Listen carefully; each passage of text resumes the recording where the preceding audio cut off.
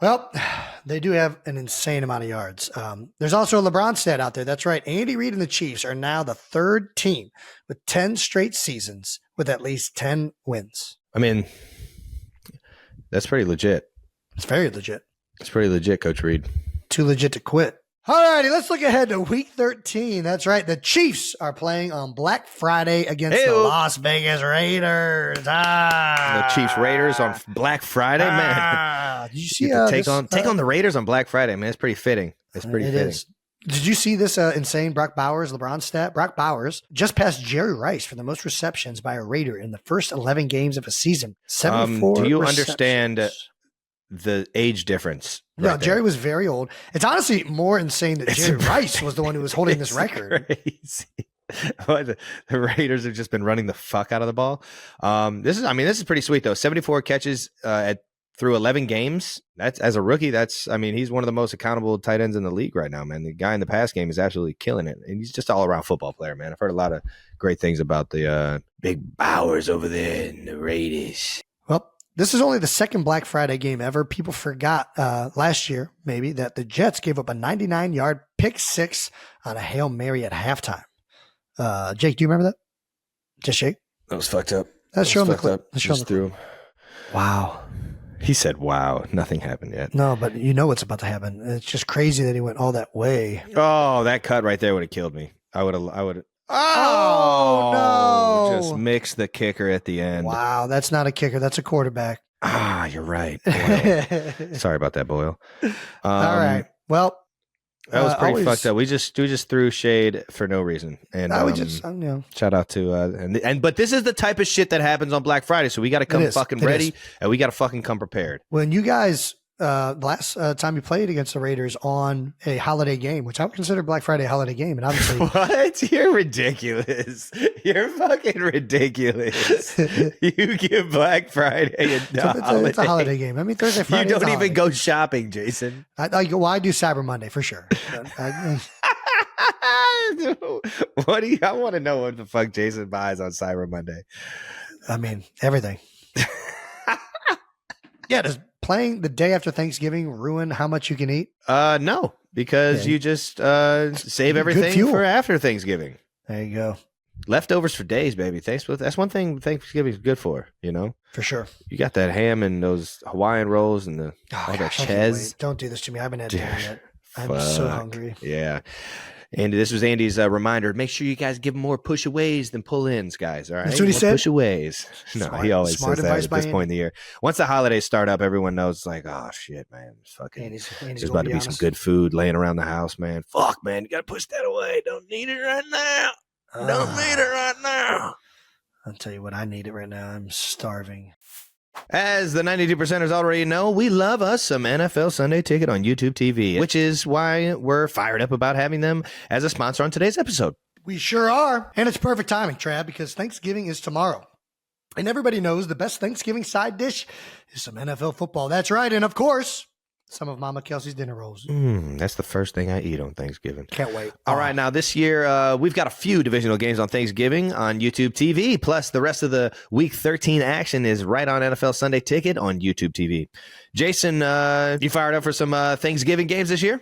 Can't wait. More good news, 92%ers. If you're going to be spending the holiday weekend with family and friends, everyone will be able to watch their favorite teams on Sunday with the help of Multiview on YouTube TV. And since we're talking about the holiday season, I think I speak for all football fans when I say NFL Sunday Ticket on YouTube TV is a top-tier level gift for all the NFL fans on your holiday shopping list this year. Right now, you can get the Thanksgiving sale price of $89 when you bundle NFL Sunday Ticket and YouTube TV at youtubetv.com/NH. Again, that's youtube.com/NH. Offer ends December 2nd. Terms and embargoes apply. No cancellations.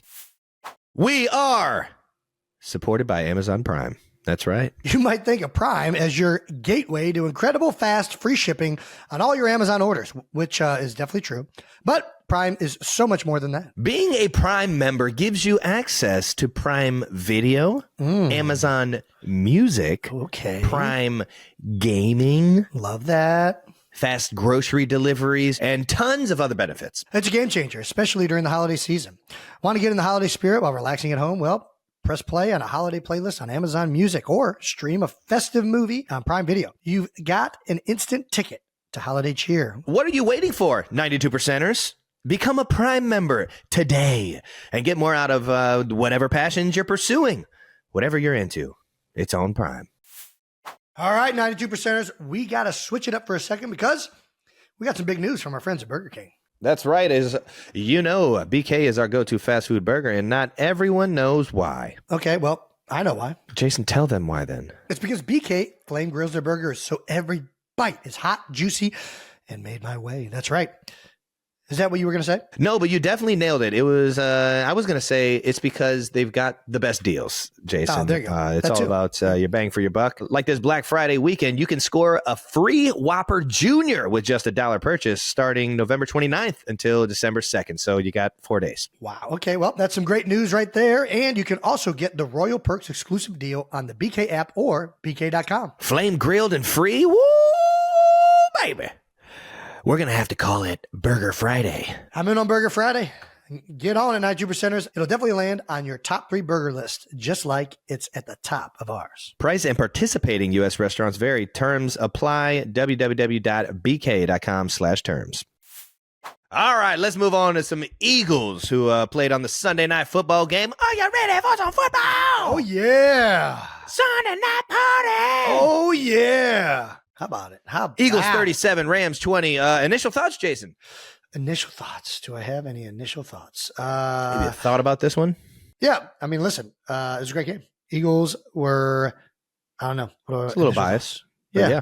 Yeah. No, the Eagles were back to playing unbelievable. Yeah, it's fun to watch them right now, man. I'm not going to lie. They seem to be connecting on all cylinders, man. I think obviously the initial thoughts that everybody has at Saquon Barkley is fucking incredible. Yeah. He took multiple big runs to the house. The score 37-20, but it was a tight first half. I was actually doing this deal. I was watching the game with a bunch of fans at this Marriott, and soft plug. Nice. Yeah, Shout out to all the Bonvoy members out there. It was a tight first half, and then all of a sudden Saquon just went off. I mean, he was already going off in the first half, but he went off in the second half. 255 yards rushing, over 300 yards from scrimmage. Dude. I mean, they couldn't stop him. It was, and the O-line was fantastic. I think I got to give the guys up front a lot of credit. Yeah. You know, I know Stout, those guys pride themselves so much on, they work their asses off at hitting all these things right, hitting all the angles right, surfacing blocks well together. Mekhi Becton and Juergens had a really nice combination block on the backside of one of these runs. Landon Dickerson had a nice combination block with Cam Juergens on the backside of it. Both of those guys demolished the linebacker at the second level. Mm-hmm. It was all clicking. The O-line was playing. I mean, of course, it always does when you have a score like this. But I was about to say, you put up 255 yards rushing, even though it's Saquon's out there, his legs are moving and he's making guys miss. You got to be on the same page as a unit, and you could tell right now the Eagles are absolutely rolling, man. But they're clicking in every facet. The defense is playing really well under Vic Fangio. They finally, I think, are falling into their rhythm over these past few weeks. I mean, really, when Cooper DeJean went in, they've really played a lot better as a secondary. They're more aggressive. The defensive line is lighting it up, not just Jalen Carter. Now all these guys are participating. I mean, we lost. This is the other thing. I mean, the biggest downer of the day for sure is, losing BG. Just tremendous player and captain going down with a tricep tear, out for the year. And he said it was going to be his last season. I hope he comes back. I really do. I think he was still playing at a high level. Yeah. I mean, I hope he does whatever he wants to do. Yeah, that's the biggest thing. He was still so dominant and so productive. I know him. I know BG. He's still going to be out there leading them guys, still being around him, still getting those guys right. He only knows one way, man. He's that kind of player, man. Just the constant. I mean, this is his 15th season. He's been so good for so long in Philadelphia. Yeah, that one stinks. But outside of that, I mean, the offense is clicking. They got a great identity right now. They know who they are. They're running the ball well. A.J. Brown, Devontae Smith, Jalen Hurts is playing lights out. Things could not be better right now in Philadelphia. When I talked about us getting, and Coach Reed talking about complimentary football, the Eagles are fucking playing complimentary football. Yeah. They're turning it up a notch in the second half, and that's what you really want to do. You want to start fast and be able to turn it up a notch in the second half. It's so much fun to watch, especially when you got Saquon taking shit to the house. This is the sixth player in NFL history to record multiple rushing touchdowns of 70-plus yards in a game. This is Unbelievable. Ooh. That's a fucking LeBron stat. First of all, it's unbelievable LeBron stat. But his cuts, his vision right now, and his burst is second to none. And it's just fun as hell to watch him play, man. And on that touchdown run, nobody sees it, but Britton Covey right there at the bottom of the screen. So Saquon's going to get through the line. Landon Dickerson lays out the linebacker. But watch my man Covey, the receiver, the white guy down here at the bottom. The white guy down here. I mean, I don't know how else to describe him. Look at that. That right there, that little block. That's all it takes. All of a sudden now it's a 70-plus yard run. That's why that stuff is so important. It springs with same thing that kind of are along the lines that J. Watt did on Pat's big run at the end of our game, man.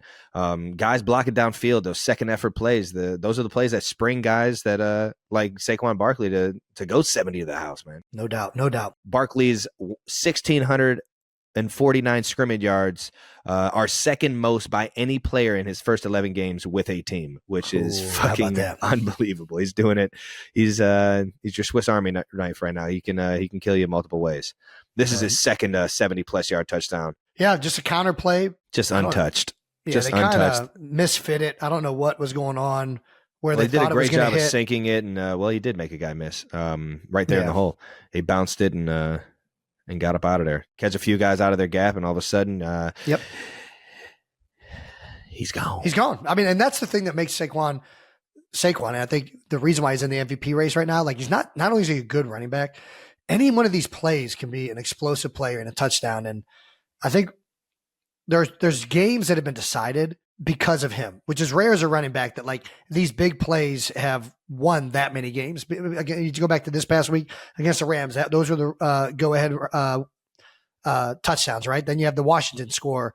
He scores a couple touchdowns late to make that game look out of reach. And all at least 4 or 5 games, he has had key pivotal runs in the second half that have sparked momentum or just given the Eagles the lead. Just thrown daggers into the other team. Yeah.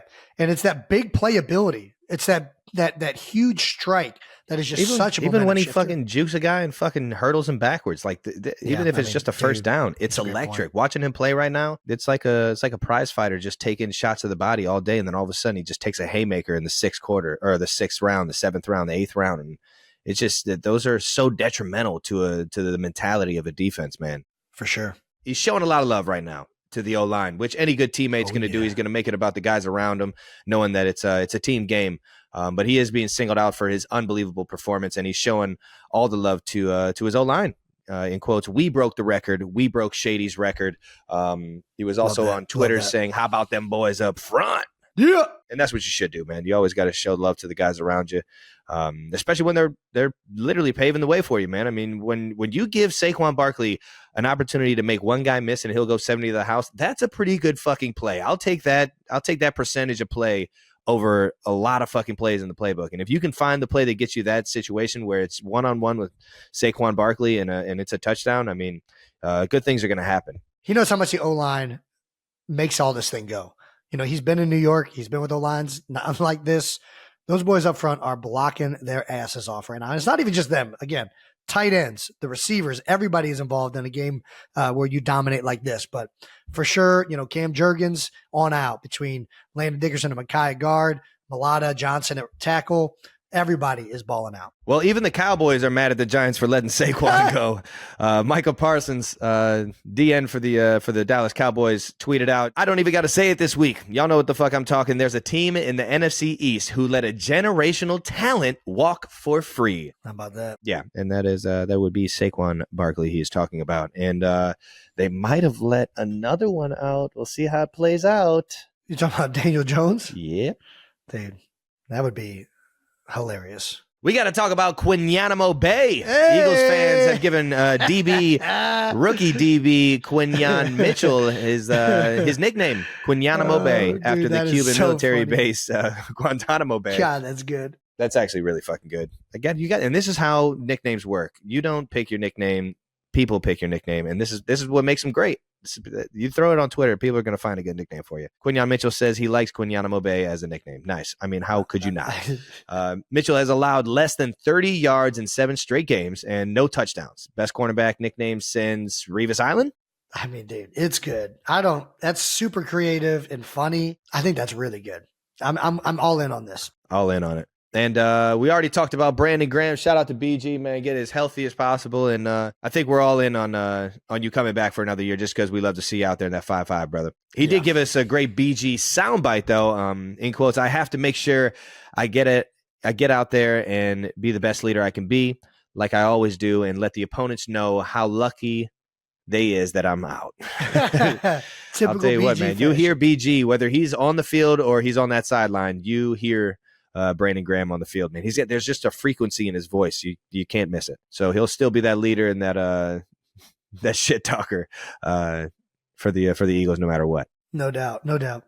Yeah, I mean, listen, I think BG is on the Mount Rushmore of Philadelphia Eagles, or what I would say. I mean, his strip sack is up there. It's the most important play of all time as a Philadelphia Eagle. He's right up there with the Philly special to secure that first Super Bowl. He made one of the biggest plays when we needed it most, and it ended up being a huge point in the game. So I don't know that anybody, represents the Eagles better than Brandon Graham. He's just been such a great teammate in person. And he's been through it all, man. Yeah, he's been through it all. He's been here for a long time. 15 years. So shout out to BG. Final thoughts. Have the vibes ever been higher in Philly? I don't think so. I think, Nick Sirianni after the game was definitely doing the, Nick Saban, don't listen to or don't eat the rat poison, right? Like everybody's going to be telling you how good you are. Like coach knows it. But he also knows that all this is just an opportunity to go out last week. They got to double down, continue to get better. And we got to win this next week. You know what I mean? And I think you can't let last week affect how you're going to prepare for this coming week. Not a chance. You got to approach it with the same mindset. We still got to get better. We still got to improve. We still got to keep being the dogs that we are. And I think that, it sounds like coach is keeping all the guys in the right mindset. Obviously, we got a smile out of Jalen. Look at that picture. Who doesn't love a good Jalen smile? There we go, baby. Next week, the Eagles are going to Baltimore to take on Lamar Jackson and the Ravens. Man, it feels like the Ravens big win Monday night are just playing big game after big game after big game right now. The Ravens had a tough schedule. I don't know who hated the Ravens, but they got loaded with the tough matchups. They're handling it pretty well, though. I'm not going to lie, man. That was a pretty good game Monday night, and we'll get to that in a little bit. But is this game going to determine the MVP race? Lamar Jackson versus Saquon Barkley? Or Derrick Henry versus Saquon Barkley? Oh, my bad. Derrick Henry is also in awe of Saquon Barkley, as everyone else is. Go crazy, gangsta! Hey-yo. Yeah, Derrick Henry and Saquon are, shit. I mean, if we're being honest, it's probably going to go to a quarterback. But I think Saquon and Derrick Henry both have the benefit of the story, right? Like they both have changed teams. Saquon went to an in-division rival. They both walk with nothing. How about that? This so is what's crazy man. is the game has gone back to the line of scrimmage, which is wonderful, right? And we're seeing the best teams in the league run the ball really, really well and control the line of scrimmage. Controlling the line of scrimmage, controlling the clock, limiting possessions. The game's gone back to the line of scrimmage. It's going to be very interesting after this season to see what happens in the running back market, to see what happens in the draft. Like now all of a sudden is running the ball is being seen as the way to win in this league in some ways, right? Between Detroit, between what Philadelphia is doing, what the Baltimore Ravens are doing. I mean, what you guys are running the ball more than you've ever run the ball with Pat Mahomes. Yeah. If this is the way defenses are going to play, and this is the way the league is now, running all of a sudden, running backs, maybe that value's going back up, all because of these guys right here. How about that? How about it? Then you got guys like Ashton Gentry over there at Boise State. Oh, shit. You think he might get drafted next year? Yeah, I think it's still going to be a quarterback driven. I'm not saying like it's ever not going to be that, but I do think we're seeing firsthand how important having great running backs is. So, yeah, I do think it's going to change things a little bit. Let's get to the rest of week 12. There's a little bit of chaos in the NFL in week 12, huh? Titans over the Texans, Browns over the Steelers, Cowboys over Washington. Vikings need to win an OT. How about that, man? Those are crazy losses. You already know when November and December hit, man, it's like especially in division, right? In division, teams fighting for playoffs. Everybody sees the light at the end of the tunnel a little bit more. It's a little bit more meaningful. There's a lot more film out there for people to diagnose, to understand what the other team is doing. On top of that, there's injuries that play into it. New guys having to step up, getting put into the fire for the first time. There's so much shit that goes on in November and December. That's where it really becomes any given Sunday, man. Anybody can get it. And obviously these 4 games right here are just proving that, man. chaos can happen in the NFL, man. Yeah, it's just familiarity, right? Like the Browns and the Steelers. The Steelers beat the Ravens last week. The AFC North is always tight. Feels like these teams always beat up on each other, no matter how good each one of them is. You're going to lose one or two in division games, no matter how good you are in the AFC North. It feels like that every year. Yeah. Titans over Texans. What is going on? The Texans were supposed to be one of the best teams in the AFC. All of a sudden, last couple of weeks, they've been struggling a little bit. Well, I guess they played well last week against the Rams. There we go. Monday night. Titans, freaking Will Levis, Mr. Mayonnaise. Speaking of mayonnaise, lead him to victory. Sure Cowboys beating Washington. I did not have that one on my bingo card. Washington has been playing lights out. That might have been the craziest ending to a football game. For, Daniels to find McLaren and him to go to the house and then to miss the field goal, have to go for an onside kick and then to lose it with onside kick return for a touchdown. Fuck, the NFL is crazy, man. The last 2 minutes, 49 seconds, there was Cowboys 99-yard punt return for a touchdown. Oh, this was electric. Watch this punt return right here. Whoop! Whoa! That's unfortunate. RC, mate. Dude, hit the B button. Hit the circle. First time that circle and B button has worked in the NFL game since a 2003 Madden. RC brought this up on Monday night, that sometimes when you drop those kicks, it messes with the coverage. Everybody like goes to go get the ball. Out of their lane. Yes. How about this catch by Terry McLaurin? I have been an advocate to put in the fake drop fumble. Just drop it on purpose. You got time. Just drop it on purpose. And then what play do you think you should run out of it? Are we talking about offense or are we talking about special teams? Offense, you fumble Ruski. No. Center snaps the ball, hits the quarterback's hands, falls down, just like little Giants. No, you gotta make it look like somebody in the backfield is like fumbling the ball on the ground. So everybody then goes like ears back and runs at the ball. Then you put in the screen. God damn it. I'm not picking up on the screen. You don't think the screen would work? It makes everybody collapse onto somebody, and then you build a fortress for somebody to run behind. I mean, I'm sure it works. How is it happening? So you snap it to the quarterback. He shotgun. Fumbles it. Everybody. What are we running up front? Are we running pass pro? Two jet, 3 So we're just doing 2 jet. Snap it, shotgun to the quarterback. Quarterback fumbles. Yep. Tell the O-line, act like you're stabbing a guy and looking for someone else. So everyone thinks like, oh, I can beat him. And so now it's like attack the ball. It's like 3-step drop. We're doing like a 3-step drop type look. Exactly. Okay. Quarterback gets it, fumbles it. Nice. Picks it back up. Yep. Now the D lineman. Baby roll out like a panic, like I got to get away from the rush. Throw the screen. And then who are you throwing the screen back to? The running back? Whoever. Or are you throwing it to the receiver? Matter. Tight end? Doesn't matter. Well, it does matter. You're telling me you got a play design and you don't even know who the ball's going to. Well, I'm not going to tell you the exact play. I said I've just been an advocate of faking the fumble and then throwing the screen. All righty. Terry McLaurin also had a ridiculous catch to tie the game up. What they thought was going to tie the game up. And then we had this debacle on the extra point. Let's take a look at that. There we go, crazy. Terry. Dude, he's a beast. He is a beast. So good. Ohio State Buckeye.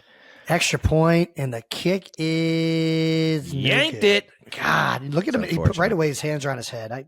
Yeah. Somebody's got to get him. And then you return it for the score. Surprised you don't just fall on it. You can't shortchange those little, whatever those kind of kicks are. Onside kicks? Yeah, but it's not like the true onside kick. Yeah, they're trying to like bunt it and outrun it to like get there first. You can't shortchange those, man. Oh, you got to get it at least 10 yards. That's what you're saying? Yeah. I got you. Yeah, well, that is the rule. Touche. All right. Crazy ending to not the best game for the Commanders. Shout out to the Cowboys for pretty much securing the Eagles' victory of the NFC East. It would take a complete meltdown for the Eagles not to win the NFC East at this point. So shout out. I think this might be the only time in Eagles history that everybody was collectively rooting for the Cowboys. Yeah, possibly. Pretty wild. First snow game of the year, though, up there in our hometown, Cleveland, Ohio, up there on the lake. I love a good snow game. It's the best. How about it? Huntington Bank, right there on the lake, just sitting, just taking all the weather off the lake and just fucking making it difficult on Dangerous. We also had a mic'd up Jameis Winston, which is always electric. What? 180? What's that? 180? What's that? Yeah! 180? What's that? He tried so hard. What's that? Sometimes I talked about Somebody frequency. jump on sides, damn! Somebody jump off sides. Damn. That's so good. God, that's man. good. I love it. That's- Dude, did you see his pregame? Pull that up. Pull up the pregame. I want this in the show. I'm just so I'm The one how when they fortunate ask, are we? How fortunate are we? How fortunate are we to be playing up in Cleveland, Ohio, on this beautiful. Now this is football weather. Dude, I love this clip so much. What will it take tonight? The horse is prepared for battle, but victory comes from the Lord. I'm depending on the Lord. Preach. To the team? Day by day, one play at a time. That's the Day by day, we'll play at a We're time. expecting winds up to 15 miles per hour in a wintry smiling. mix. How will that impact your ability to throw the ball?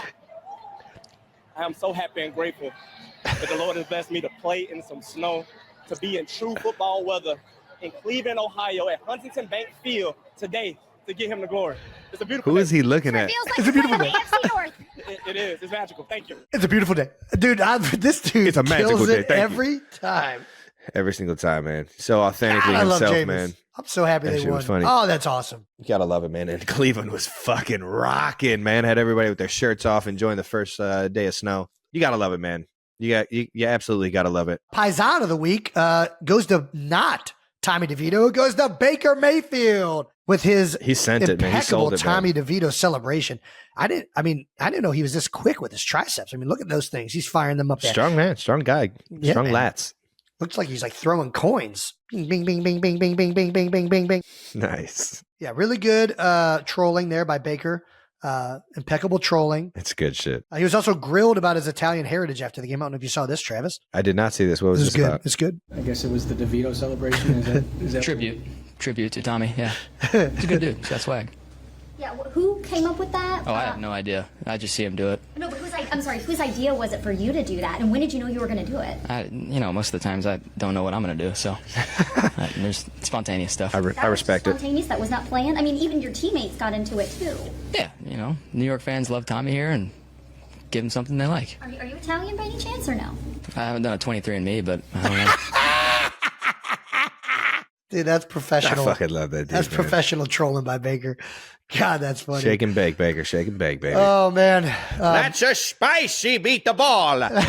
We got to ask Big Dom if Baker's got this, the Italian okay to pull off that celebration. There you go. There you go. The Marshawn Selly is back. Safeties, Seahawks safety and former Bearcat Kobe Bryant. How about that, man? Hit the Marshawn Lynch nut grab. Hobadick. On a end zone pick 6. Man, Arizona had a tough one. Buddy was open too. It's tough. But when you get tossed one, you got to have fun with it. Homer. Not quite as good as Marshawn. Classic Selly, but that pretty- will also pretty get sick. you fined, young man. Yes, And, yes, it will. Hope- Yes, it will. told his family before the game if he got a pick 6, he would do the Marshawn Lynch crotch grab. Nice. I'm sure he said crotch grab pre-planned. in the end zone. Hopes Lynch will chip in if the NFL finds him. This is 1 week after Jameson Williams did the same celebration. Jameson was fined $19,000, $697. Marshawn was fined $11,050 for the original celebration. This is just, as you can see, inflation. NFL Yeah, it's inflation, Yeah. point blank. How many years ago was the Marshawn?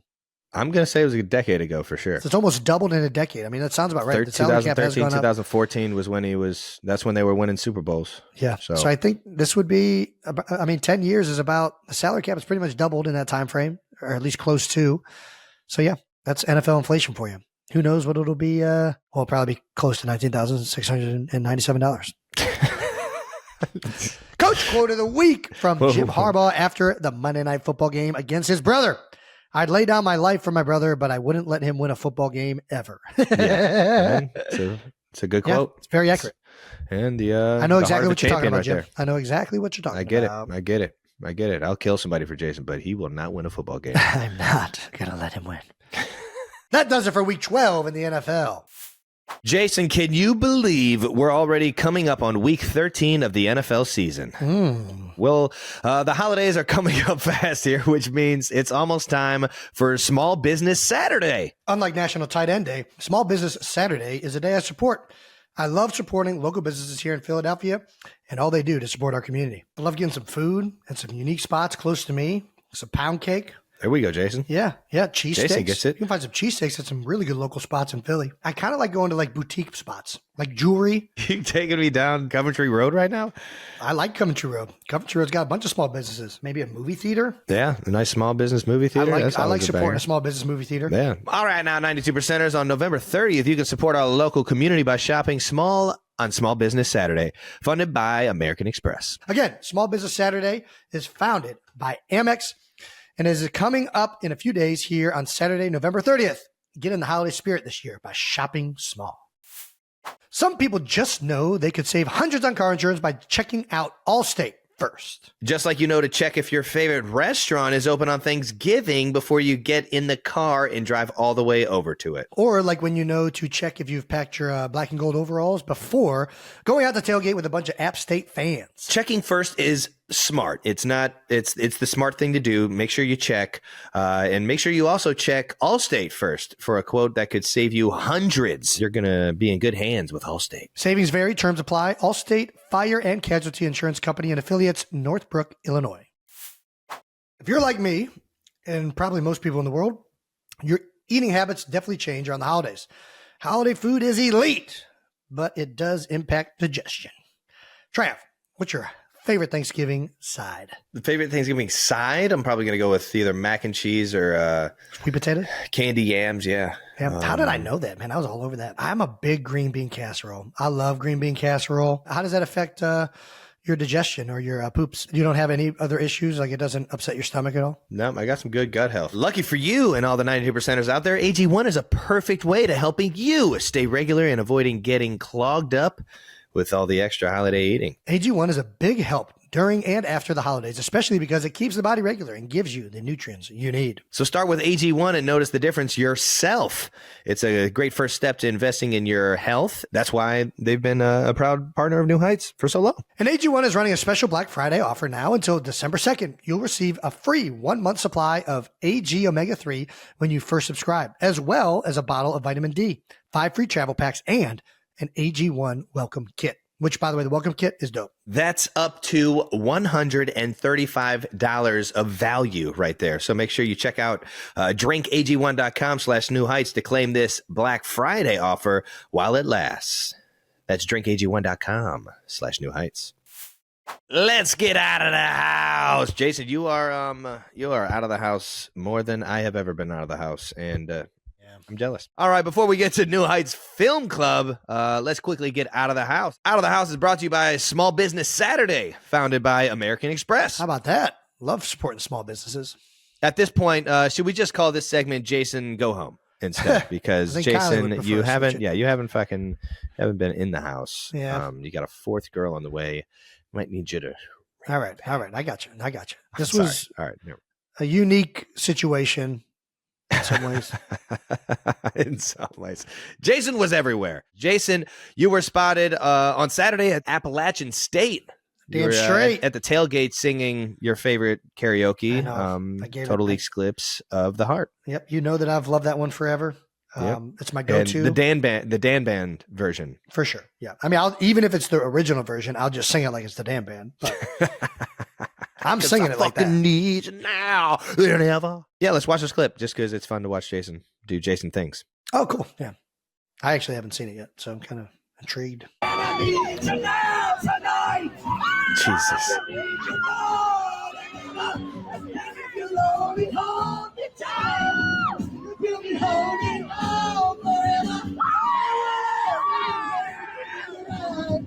That would never be wrong. Together we can take it to the end of the line. I always struggle with that part. All right. We've seen enough. We've seen enough. You can't start that high because then when you need to go higher, it's just you gotta. That is it's the still part electric. That it's still really electric. It goes off the rails every time. But either way, dude, App State was fantastic. Why were we at App State? Good friend of mine, Brandon Beaver, is from Carolina. He knows a lot of the people at App State and in the area. Big Beav. Big Beav. Brandon Beaver. He's the best. Beav is the best. Dude. Either way, from the area, and obviously that whole Boone County, that whole area has been ravaged by the hurricanes and whatnot. So we felt like there were some stories to be told, and we kind of captured some content around that, and people that have. It's an outstanding story of community. How much when times get tough, people rally around each other, and they've rallied around each other in that area. They've rallied around that football team. This was their homecoming. They got a big win. So to be able to be down there, everybody made me feel so welcome. It was just beyond fun and awesome, and just a really good trip. So I love it, man. Shout out to you guys, App State. Shout out to App State. Way to go, Mountaineers. How about it, man? Fuck. On Sunday, you were at the Rams-Eagles game, man. You caught some Eagles football and then played some beer pong. Little celeb shot? Got a celeb shot. Nailed it. Celeb shot and fucking drained it. Like a pro. Elbow. Good lean. Oh, yeah, halfway across the table. That's some good shit, No. man. My elbow was back there. Just an illusion. It's a good point. The camera angle. At some point, you performed in a UCB improv show? Yeah, Upright Citizens Brigade. A lot of this trip, I went out with the guys that helped me do this late night show. So we went to Kimmel. Jimmy was able to tell us kind of, the ins and outs of running a late night show. The tailgate with the beer pong, some of that was grabbing content that we're going to show during the late night show. And then Upright Citizens Brigade, it was just an idea to go out there and get comfortable in front of a crowd doing like comedy bits, right? So, dude, these guys, this whole crew this is one of the funniest things I've ever seen. They absolutely killed it. It was hilarious. They made it super easy on me. I just went up there and told stories. It was a blast, man. It was a lot of fun. I mean, I could listen to Jason Kelce tell stories for the rest of my life, man. That's awesome, though, man. That's awesome. I love going to stuff like this, man. This is the coolest shit ever. The best. I would have definitely enjoyed every bit of that. But you also starred in a new commercial for Garage Beer. How about that? Where did the inspiration come from this? I don't know. I had this idea. I've loved, this. Just seemed like something fun to do. Hey.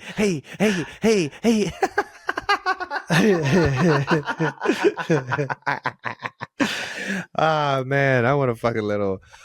Oh, it seemed man. like something fun to do. Look at this guy, man. Holy shit. What can't he do? Dude, it was so good, man. Everything is the best. Look at you, man. Just enjoying your life. So, yep, just having fun. Making Hey, I needed more feet though. I know you did tell me you wanted more. What's that, the Free Willy? wait for this is the best part. Everybody's gonna turn it off before they get to the best part. Watch the best part. My guy.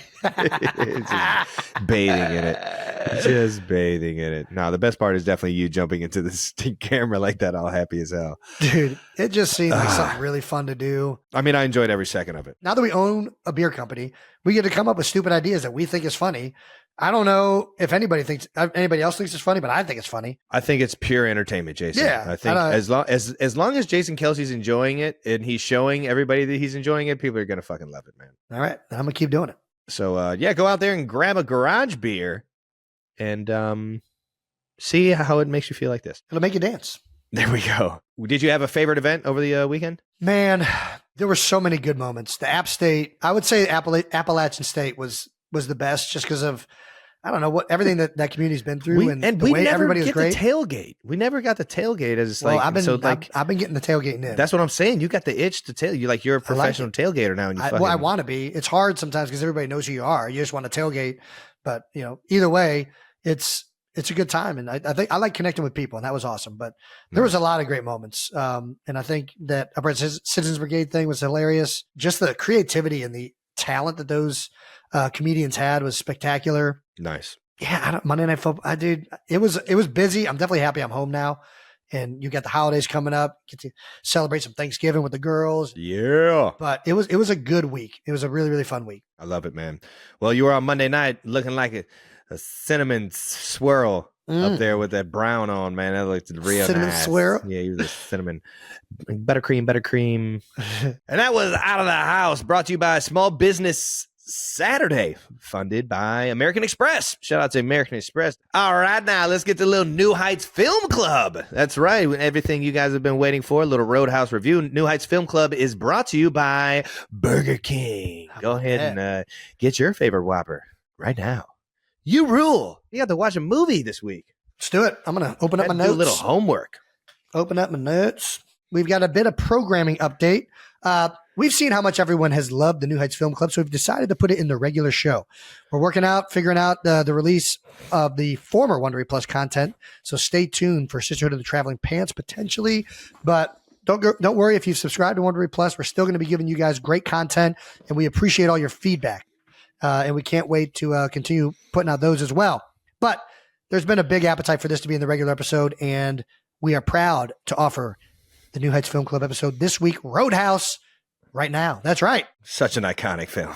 Not the new one. This is the 1989 classic Roadhouse film. Come on, baby. The classic Roadhouse. Hopefully all of you guys have watched it and you are ready for this review. It's literally the Jumanji for my parents. Dude, it's what I was made from right here. You kidding me? Nothing great. like getting Patrick Swayze to get things fucking hot and steamy in the Kelce household. You know what I'm talking about? I'm not gonna lie. This is better than Jumanji. If you want to get the juices flowing, this is for anybody. It's got something for anybody. Let's put some Vaseline all over Patrick Swayze's body and let's see where it ends up. All right, let's start. Where's the film start? So the film starts.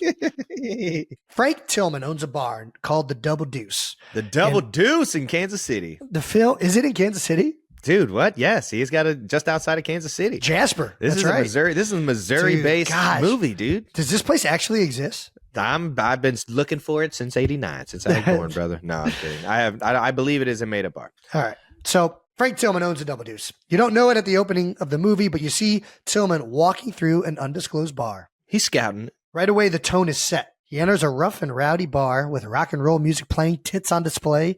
Oh, and it pans to a profile view of our lead man, Patrick Swayze, a.k.a. James Dalton. That's right.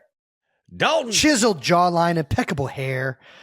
He is dealing with an issue at the bar. Right away, we see his controlled demeanor.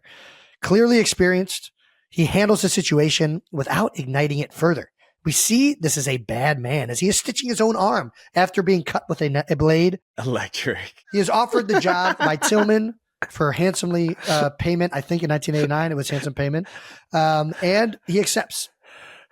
So that's the opening scene being set. Right away we see this guy's been through some shit. Anybody that's stitching their own arm up and they're not like a doctor, they've been through some shit. I only remember like one other scene like this, and it was Jean-Claude Van Damme in a movie where he was like cutting out like a bruise or some sort of like, I don't fucking know what he was cutting out. I thought it was like some sort of bruise or something. But are you thinking of the Arnold movie where he's cutting out the tracker that's in him? That's it. Or when he's like pulling it out of his nose. Yes, that's it. These are either way. So back to Swayze. Swayze's. Is that Total Recall? This movie starts off, and I enjoy the music. First off, shout out to Jeff Healey, dude, kills it, legend. Yes, absolute legend. I've been listening to Jeff Healey music all fucking day. Is he actually blind? Yes, Canadian. Okay, so that was true to from form. Toronto. Okay. Yes, I had to look him up and make sure that this was legit, and he is as legit as it comes. Blues, rock and roll, you name it, man. Dude, how about when it first goes into the Double Deuce and he's just in a cage and they're throwing gear? Like what kind of made up establishment is this? Made up, dude. These gotta. There's no way places like that exist. Sure. What? You think this is no? This is real. You think, guys? You think there weren't fucking rundown establishments like this? It was in Blues Brothers too, I think. The first bar scene, they get in a fight because some dude says he's going to pay $20 to kiss another woman's tits, and then he doesn't pay it. I don't got $20. And then for some reason, the entire bar fights, and it was just these two guys. Right away, we get into the it. music, the slang, some of the slang, like, dude. The slang. You're talking about like the one-liners? Just like somebody calling somebody else a hot shot. Hot shot? Oh, I didn't even pick up on that. School, dude, I was looking at the one-liners. Dude, the one-liners are so good. Peckerhead? Peckerhead. Gosh. What about the one-liners? The guy says, does a hobby horse have a wooden dick? Dude. Calling me sirs like putting an elevator in an outhouse. Yeah. Don't belong. What does it say? What are you doing, dickless? Well, I ain't about to show you my dick. Dickless? But I'm on my break. Stay on it. Stay on it. That was a banger. When he's giving the lecture. So as we get into the movie, he goes to this new bar, the Double Deuce, and he starts to fix it up by immediately canning everybody. He's starting to can the problems, the drug dealing lady, the bar back that's stealing all the money, who ends up being the villain in the movie's nephew, and starts the whole mess behind the scenes of what's actually going on in the bar. Yes. And he's sitting there telling every single guy and every single girl, be nice. This is how we're gonna do it. When you kick someone out, you're nice. What if they call you a name? What do you mean? Did they call me what? If they call you a cocksucker? Well, a cocksucker is just two nouns combined that elicit a prescribed response. I love that. I probably could have used this advice at Penn State. Dude, I immediately thought you, and I was not going to bring this up unless you did. When I was watching, I was thinking of me. I was like, God damn it, where was Dalton at Penn State? Fuck. Who would have thought Roadhouse would be an educational movie? Oh, I love it, dude. But yeah, I thought that was a banger. And he slowly starts to like change the mindset of it and the mindset of everybody in the bar to do things his way. And as he starts to run it, you see all the problems starting. And one of my favorite lines in it is, "It's gonna get worse before it gets better, bud." Yep. And he's been through it before. Golly, did it? Yeah. And he knew it because he went to the tire store. When he bought the car, he bought extra tires because he knew he knew somebody was going to slash his tires. He knew. He's like, this ain't my first rodeo. They went for the windshield too. There's something Zen-like with. I mean, we find out later that he's a legitimate philosopher, but there's a Zen-like presence to Dalton that just is fun. There's the one scene where he's doing Tai Chi. I'm not a big Tai Chi guy. Not a big Tai Chi guy. Unless he looked Patrick good doing Swayze's Tai Chi. I will say that he looked real good doing Tai Chi. If doing Tai Chi like that means I can rip somebody's throat out, I'll fucking start doing it right now. Can we talk about that? Just have that in the back pocket, just like. Can we talk about the sexuality through this whole film? I mean, I guess we'll get to that later. Let's just keep going through the plot. Yeah. The best thing about Patrick Swayze in the beginning of this movie is he is like the poster child for like when you start acting like oh my this. Gosh. Look at that back. Look at this scene though. The pan around, you see the beautiful land that he's on. Like, how did he find a fucking rent-a-barn over here on this fucking property across on a pond? Like, you want to talk about a perfect situation. I do love how he just ingratiates himself to the community, to all these just like figures that like need help. Like, he's their protector. Oh, he immediately went from, saving he has to turn this double deuce around to saving the community from this fucking shitbags that have been running it for bouncer. Forever.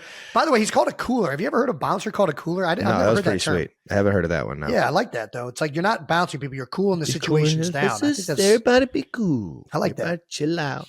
Everybody calm down. For those of you that haven't seen the film then progresses. As Dalton tries to clean up the double deuce, he runs into this gentleman, Ben Wesley, and it's apparent that Ben Wesley is a piece of shit. And in some ways, some type of underground mafioso where he's got people involved in every pocket. They're a part of like this club. The stronghold on the community. Of the club. If they're not a part of the club and they're not paying him money, then he just ruins their establishment and life. Running the unions. Yeah, pretty bad guy.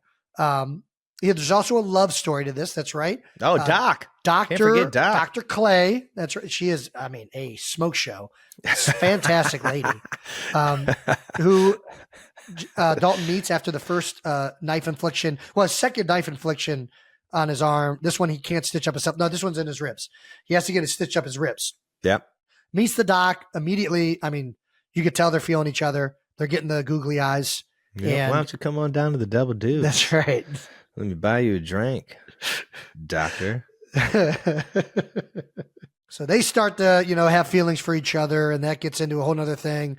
And then, it just continues to like Wesley wants to retain control over the double deuce. Dalton is trying to fix the double deuce. And the only way he can fix it is by ridding the double deuce of Wesley's control. So his goons start trying to pretty much strong arm Dalton into giving into him, and he's not doing it. The bar's fighting back. It's getting to a point that he needs help. So his buddy Wade Garrett, played by Sam Elliott, comes on down. Clearly they have history. They don't get into it too much, I don't think, but they've been through this show before, and it's Wade Elliott and Dalton fighting against Ben. At some point, it feels like his best friend's like hitting on his girl. Did you pick up on that too? That was it's kind of a dirtbag move by Wade. And then a real aggressive But I didn't know if he was which being was probably playful. acceptable back in the 80s. But showing a lady your pubes? I didn't like, he had a scar and he didn't need to unbutton it and show the top half of his pubic. Like he could have just flapped down that one section. I did not remember seeing Sam Elliott's pubes. Dude, Sam Elliott without a mustache kind of fucked me up too. He had a mustache, didn't he? No, he had a beard. Just a beard. Yeah. That's right. It was a full beard. Like I'm thinking like when I think of Sam Elliott, I think of like that mustache cowboy western. Yeah, you know what it is. Yeah, for sure. He's a smooth operator either way, man. He had the locks. No doubt. From there, things continually start to digress even more. Things reach a boiling point when Wesley lights fire to Dr. Clay's uncle's establishment, and it all starts blowing up, to which Dalton finds Jimmy Reno, who is the right-hand man to Ben Wesley, jumps on him riding, was he riding a motorcycle or a dirt bike?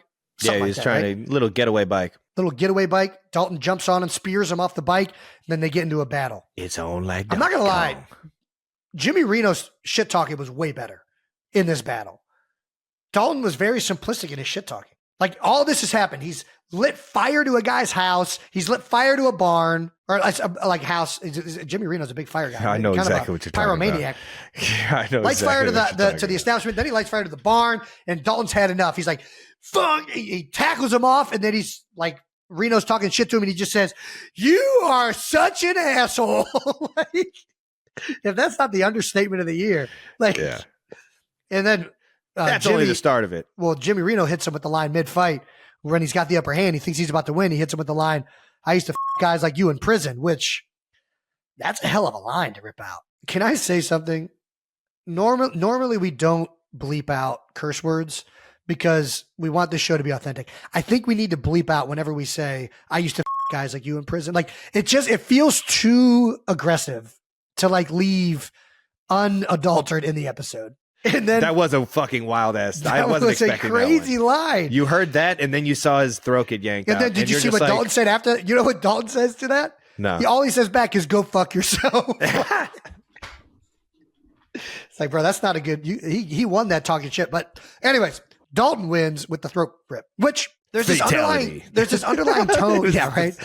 First of all, just impeccable technique on the throat rip. I mean, the claws, like just immediately going right for the esophagus, and he just nailed it. I think there's an underlying through the whole film of this PTSD that Dalton has from. We learned that he has already previously done a throat rip, and he feels bad that he killed a person, even though Wade tries to remind him that it had to be done. And then all of a sudden he gets to this boiling point, this stoic, like very controlled man, Dalton gets to this boiling point, and he just rips it out again. To which Dr. Clay, seeing how high of a level that Swayze can get to, is just like, "Oh my God, this guy just ripped the throat out. Maybe I shouldn't be with this guy. I don't need to be around this. This is a little bit intense. We could have just left." Yeah. Well, how else am I supposed to be? And just when you think it's kind of over, I mean, I feel like once you've proven you can throat rip, I feel like usually you would think the bad guy would go away, but not Wesley. Wesley goes on to give Dalton a call at the Double Deuce and says, "You got to choose between her, Dr. Clay, and Wade." Oh wait, I'm going to flip a coin. I'm going to kill one of them. That's what it is. He's not going to choose. Flip a coin. Doesn't tell him which one. He goes to Dr. Clay, for some reason leaving Wade. Like, why? If you know that he just said, "I'm going to kill one of them," why not bring Wade with you to Dr. Clay? I thought that was a big, he fucked that one up. Take Wade with you. Just put him in the car. You definitely don't leave him alone. Don't leave him by himself. Yeah. He fucked that one up. Yeah. Especially, yeah. So he leaves Wade, goes to Dr. Clay. Dr. Clay's like, "Listen, I ain't fucking with you anymore. You just ripped a guy's throat out. We're not in this together." Actually, I can't be seen with you right You're now. a psychopath. If you come around here one more time, I will get a restraining order. Okay? I just saw you fucking rip someone's throat out. You were so hot until that. Now you're just scary. I can't believe I used to think you were sexy. You were so hot. Gosh. So Dalton goes back to the Double Deuce only to find a knife in his best friend and confidant's chest, to which he loses it and decides to go attack Ben Wesley at his house. Yes. Wesley's waiting. He knows that an angry Dalton's coming. Dalton pulls a pretty cool move. He puts a knife in the gas pedal with the car to create a diversion. Yeah, from about a mile out too. It was crazy. I don't know how he had the precision to keep that car going down the road, the dirt road. But we don't need to ask questions. Yeah. But then Dalton proceeds to kill everybody throughout the house, knocks the polar bear on the fat guy, and then gets into an altercation, the final boss battle with Wesley. And he's winning him. He's knocked the gun out of his hand a couple times, and he's got him pinned, and he's about to go for the throat rip, and he realizes this is where I got to be the bigger man. Yeah. I'm just going to walk away. Can't do that. Nope. And when he walks away, like, I don't know. He didn't know that the other people were there. No. That was the universe responding to his kindness. Yeah, but like, why did he just get up? Like, he had to know that Wesley was just going to go grab the gun again and try and kill him, but he just walks away.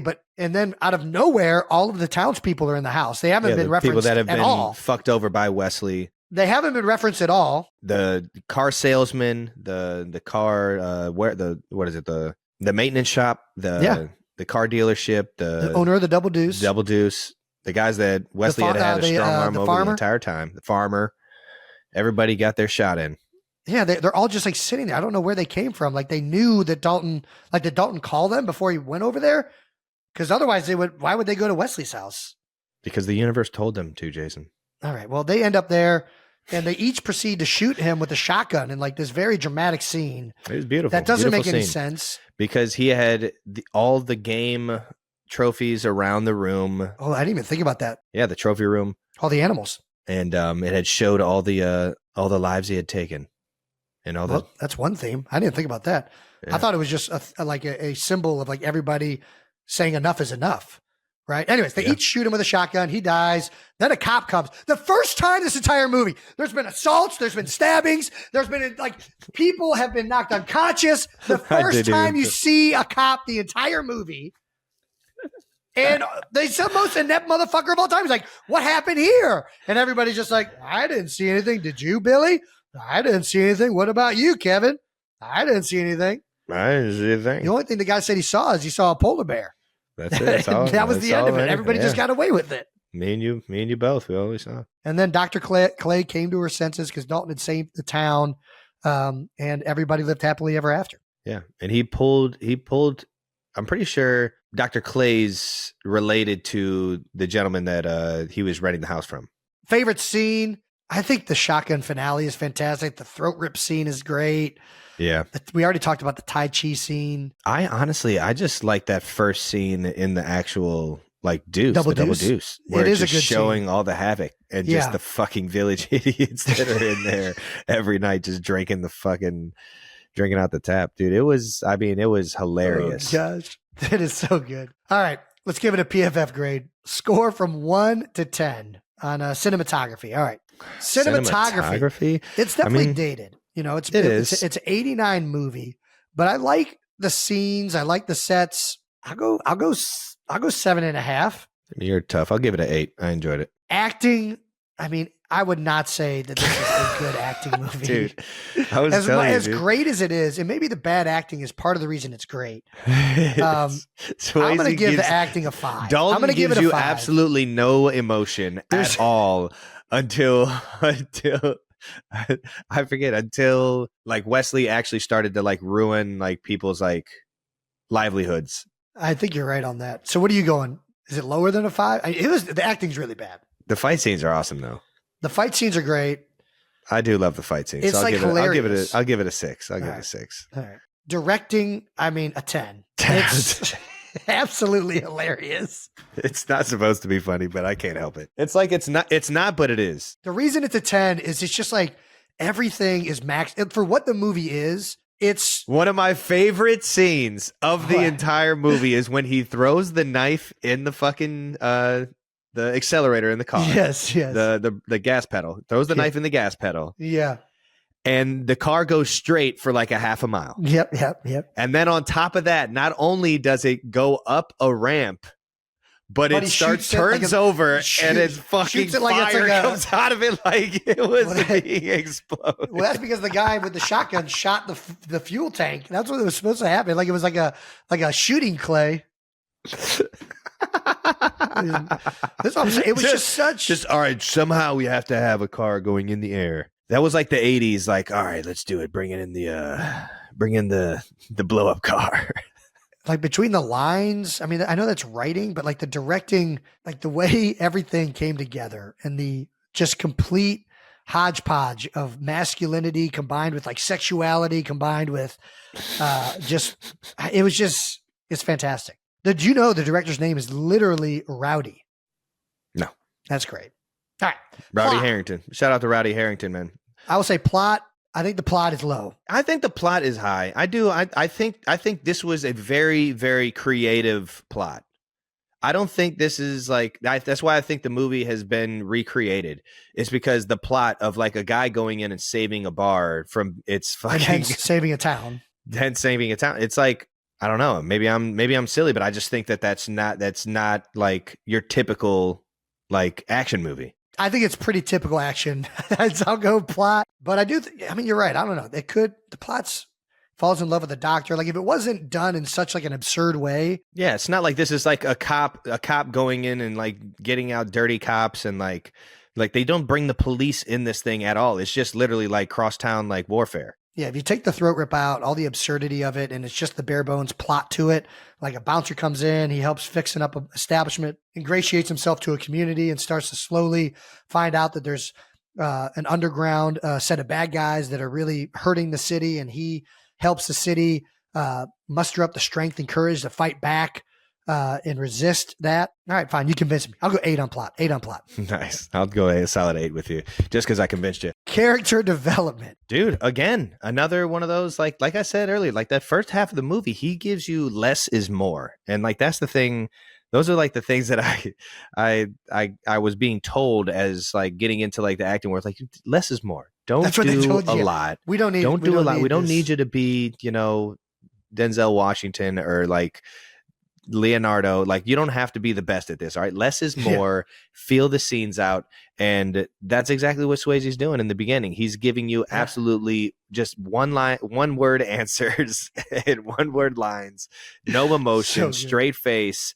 And then by the end of it, he is just a out of control, just like a trained killer. He was an absolute trained killer and showing so much emotion that he couldn't control it. That's really what the story ends up being about. This story is about like, you can only take so much. Like, turn the other cheek, but eventually you got to stick up for yourself. You got to put your foot down. You got to fight back at some point. And Dalton does a great job of holding back as long as he can.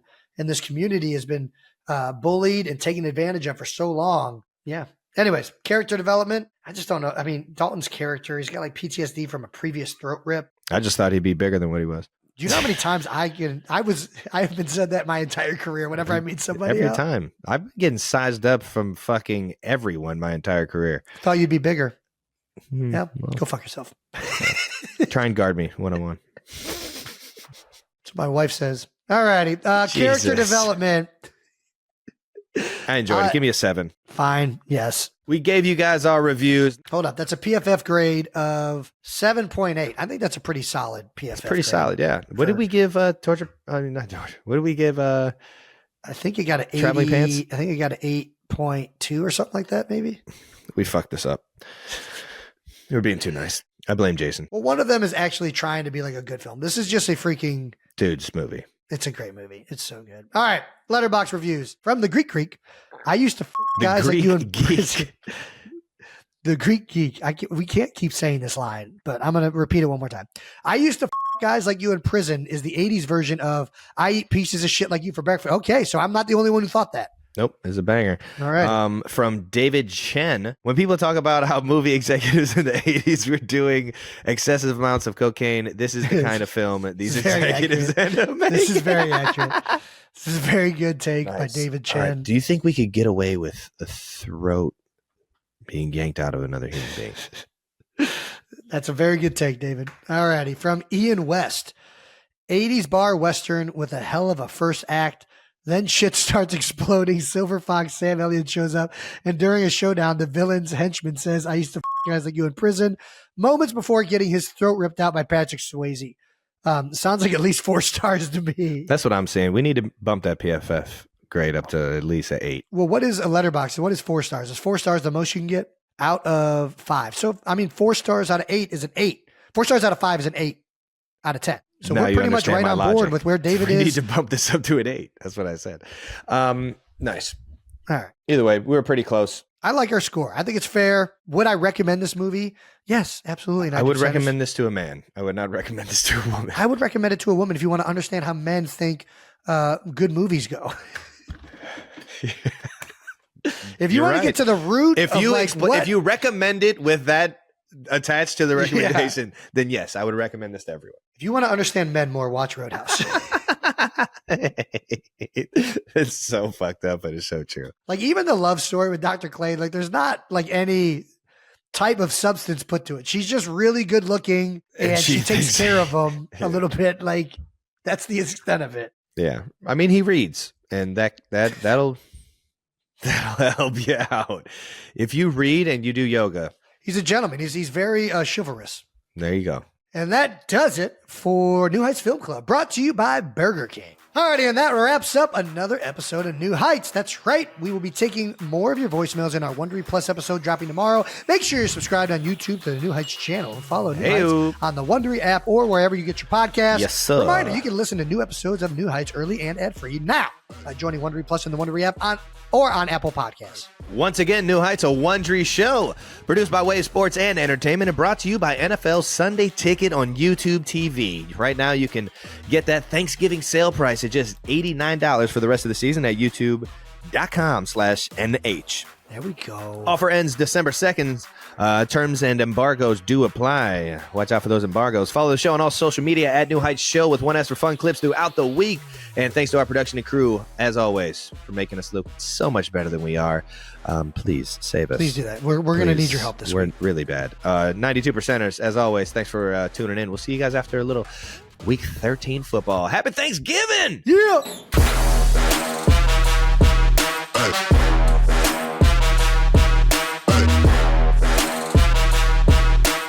Are those scales? What the are you? King Triton King Triton? from Little Mermaid. Oh, nice. Yeah, you're Aquaman. You want me to model it off for you? Do I? Oh, These are my scales. gosh. I got flippers. The best costumes are the ones that just don't fit. Why doesn't it fit? Because your belly button's showing, Jason. I don't remember King Trident's belly button showing. Oh, well, you must not remember the movie.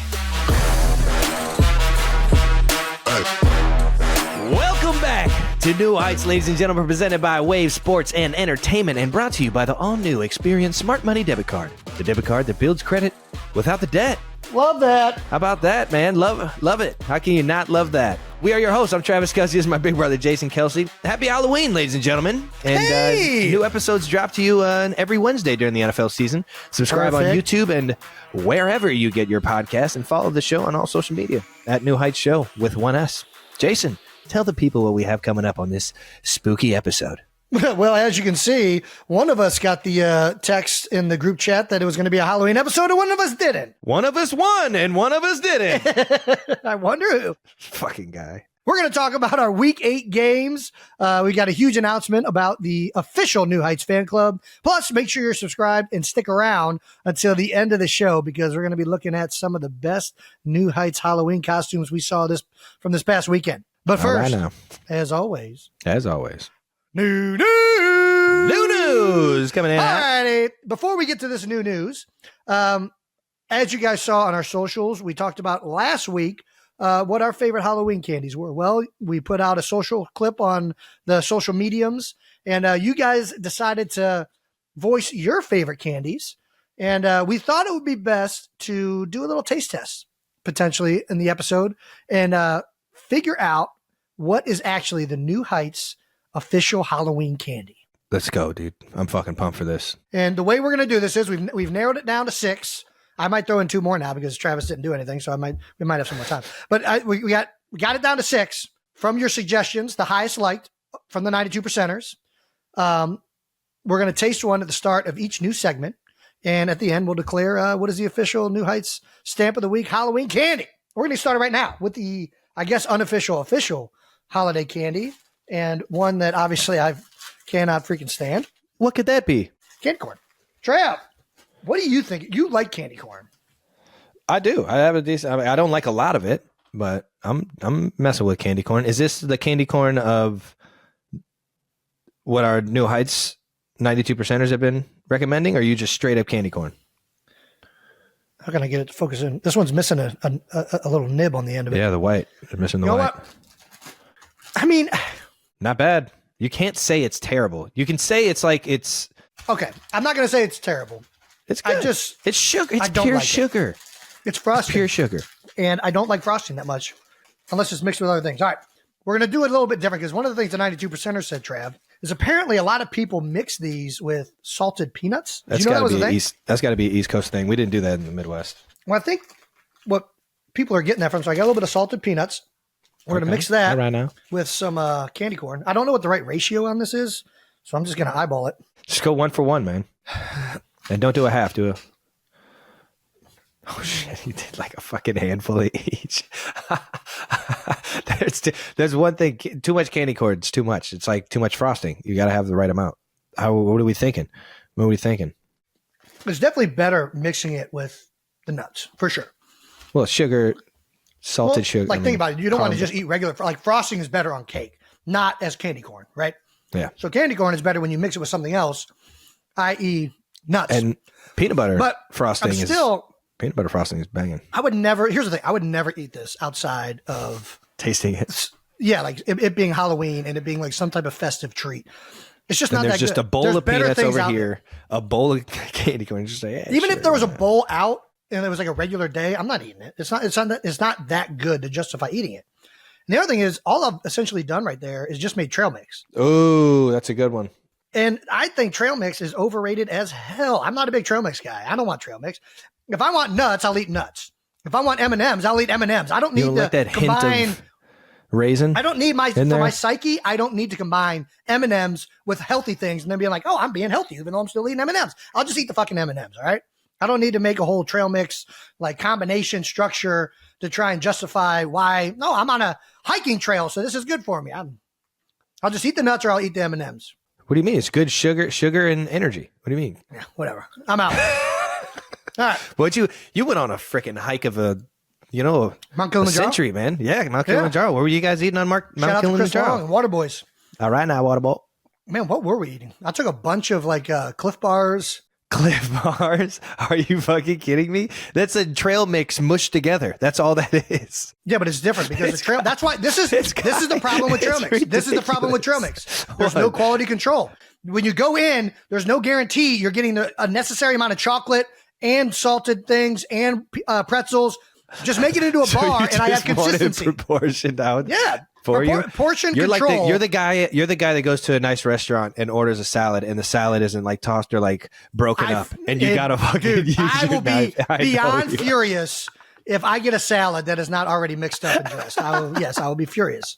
It's part of your job. Dude, the one thing that kills me is if you get something to go, like I'll get a Uber Eats or something like that, or delivered food, I'll get a salad, and they'll put the dressing, like if I get a Caesar, they'll put the dressing on the side, and I'm just like, why couldn't you just mix it in there for me? I think they do it because if it sits too long, it messes with like the texture. Why couldn't you just make it easy on me, man? I'm gonna look like an idiot trying to fucking shake this thing together and just fucking, God damn it. Yeah, it's just never the same when I do it. Fuck. I agree. It does taste differently when you have to mix in your own dressing. I don't know what it is. I don't know why it does, but it does. Because it's not pre-portioned. Fuck. There we go. Those chefs have the portion control dialed in. That's what they get paid to do is I'm not a portion it professional out. chef. New Heights Fan Club launch. On to the first bit of new news. We have officially launched the New Heights Fan Club. Club 92. Yeah. If you have been looking for the most direct way to interact with us in the show, here it is. By signing up for Club 92, you'll also receive exclusive access to giveaways, discounts from our sponsors, bonus content, and other awards just for the 92%ers. There's also a draw to win free Season 2 merch, and the first 592%ers that sign up and submit a no dumb question will get a free 6-pack courtesy of our friends at Accelerator. Speaking of which, I need to get another one because I have not had enough caffeine yet. Fire it up and I'll talk to you guys about how delicious this Rocket Pop is. Man, I know you guys know about that Rocket Pop from the old school ice cream trucks. That's right. You get that thing right there, that little Rocket Pop right there, that little red, white, and blue, delicious my eyes are starting to go. Pure sugar on a stick. You got to love that shit. Love that. And that's what I'm drinking. It tastes just like it. You guys should try it right now and get us a free 6-pack by doing exactly what Jason just said. That's right. Go to newheightsshow.com and click join Club 92. Club 92 is free to join.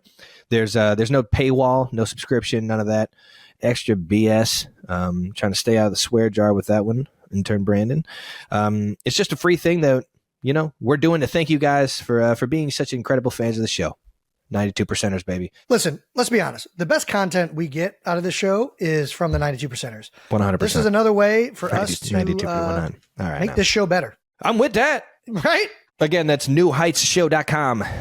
Join Club 92 to sign up, ladies and gentlemen. Well, in other new news, we're dropping another guest episode this week. That's right, on Friday, featuring my teammate, former Australian. I guess he's still, Australian, but still now he lives in the U.S. NFL offensive tackle Jordan Mailata.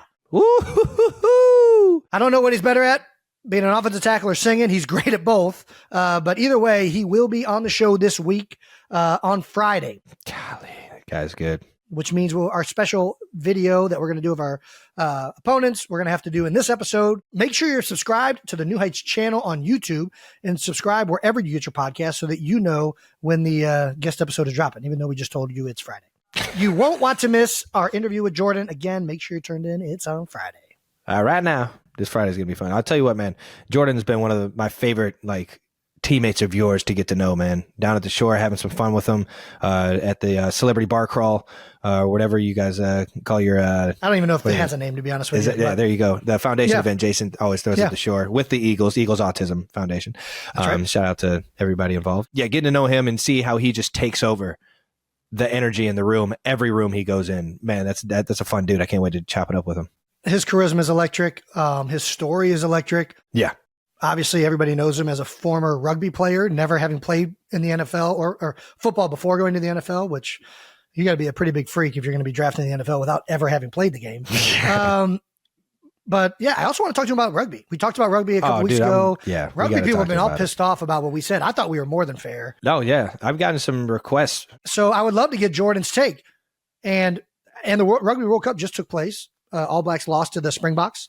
Jason, doing your research. Okay. Yeah. Hey, I watched the highlights. I didn't get a chance to see the whole thing. Yeah. Well, let's keep this thing moving to fan mentions of the week. Some of the funnest times we have here. First one is from Dan Band. The Dan Band. Your singing was clearly a hit last week, Jason. The Dan Band commented, "This was fucking solid." And not in the swear. They're not in the swear jar. I am.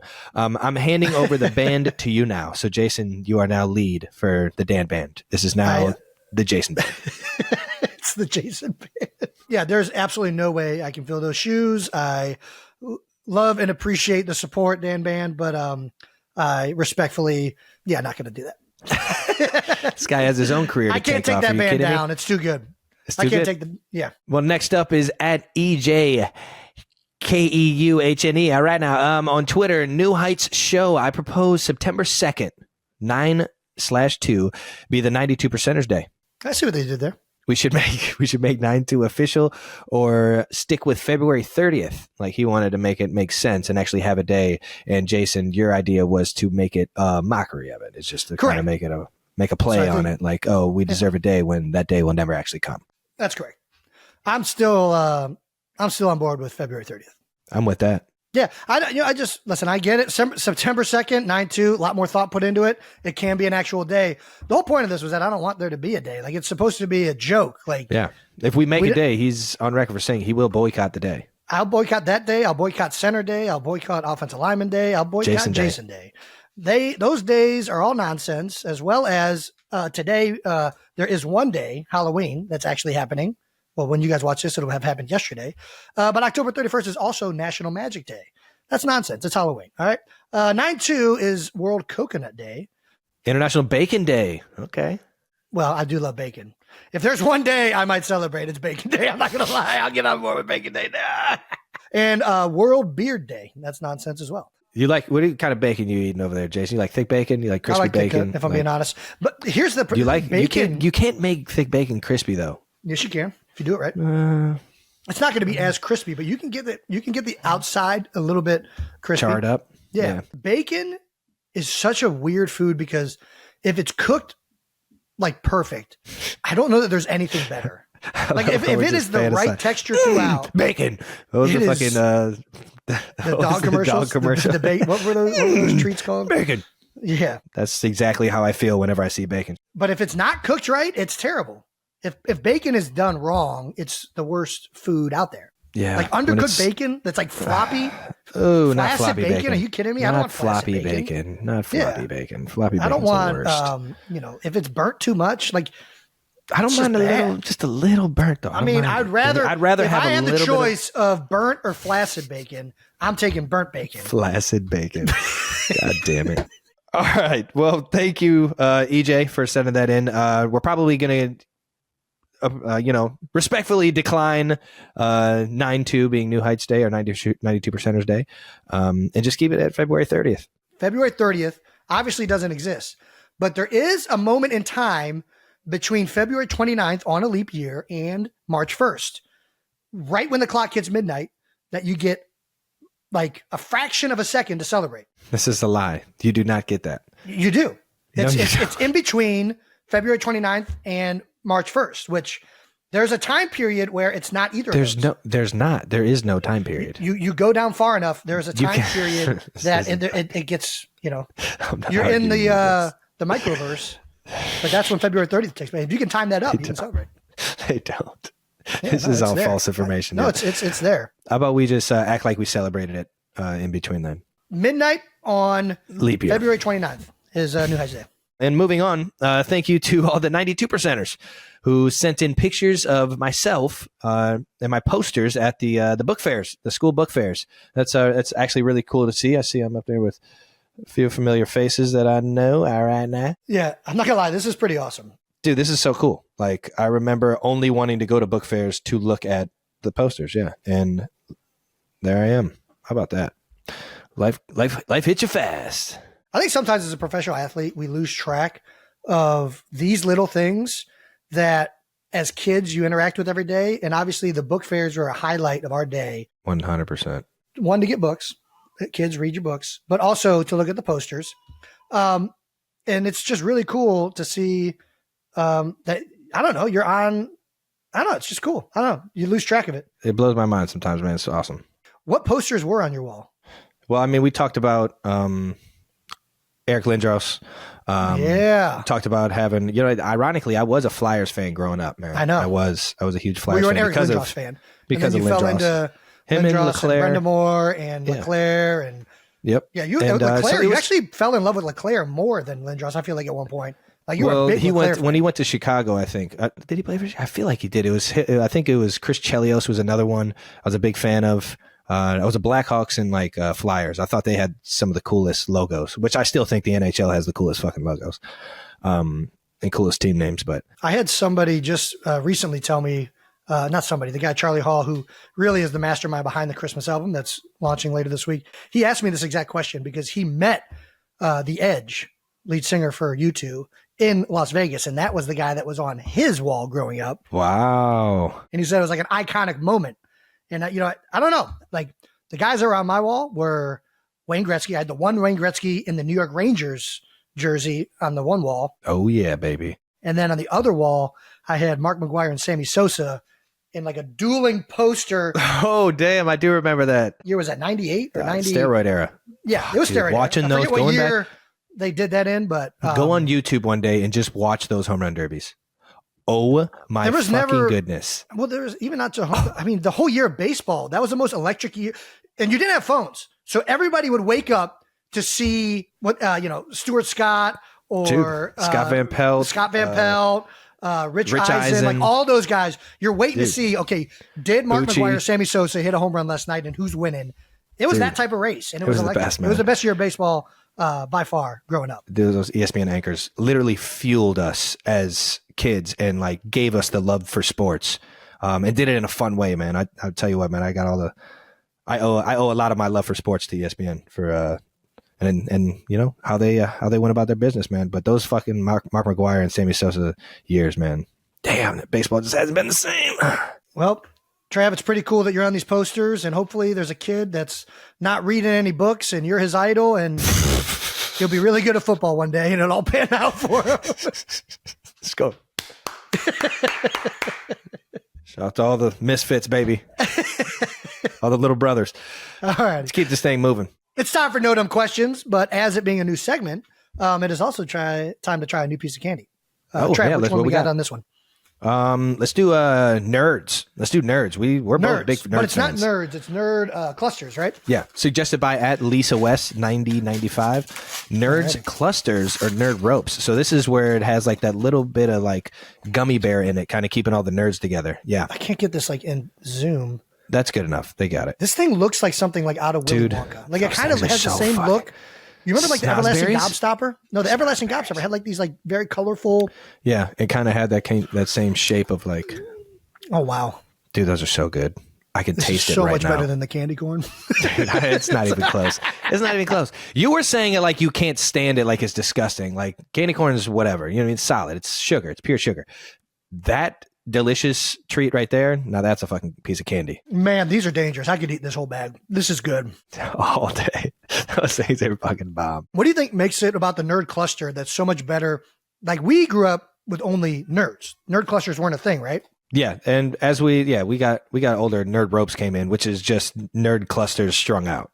The clusters are the best. Dude, those things are good. It's not too much anything, just enough. Those things, they got to figure it out. The nerds by themselves were always missing a certain texture to them. It was a little bit too much of that harsh. It would get that like, powdery sugar. And then it would like kind of like feel weird in your mouth a little bit. And like this is like, it's all homogenized. And then you give it like 5 minutes and go into the box again. What? Get a little cross section here. Man, that's a good piece of candy. I'm not going to lie. And I'm more of a chocolate guy. They got that shit figured out. That's good. So looks like it's in the lead right now when we get some no dumb questions, brother. All righty.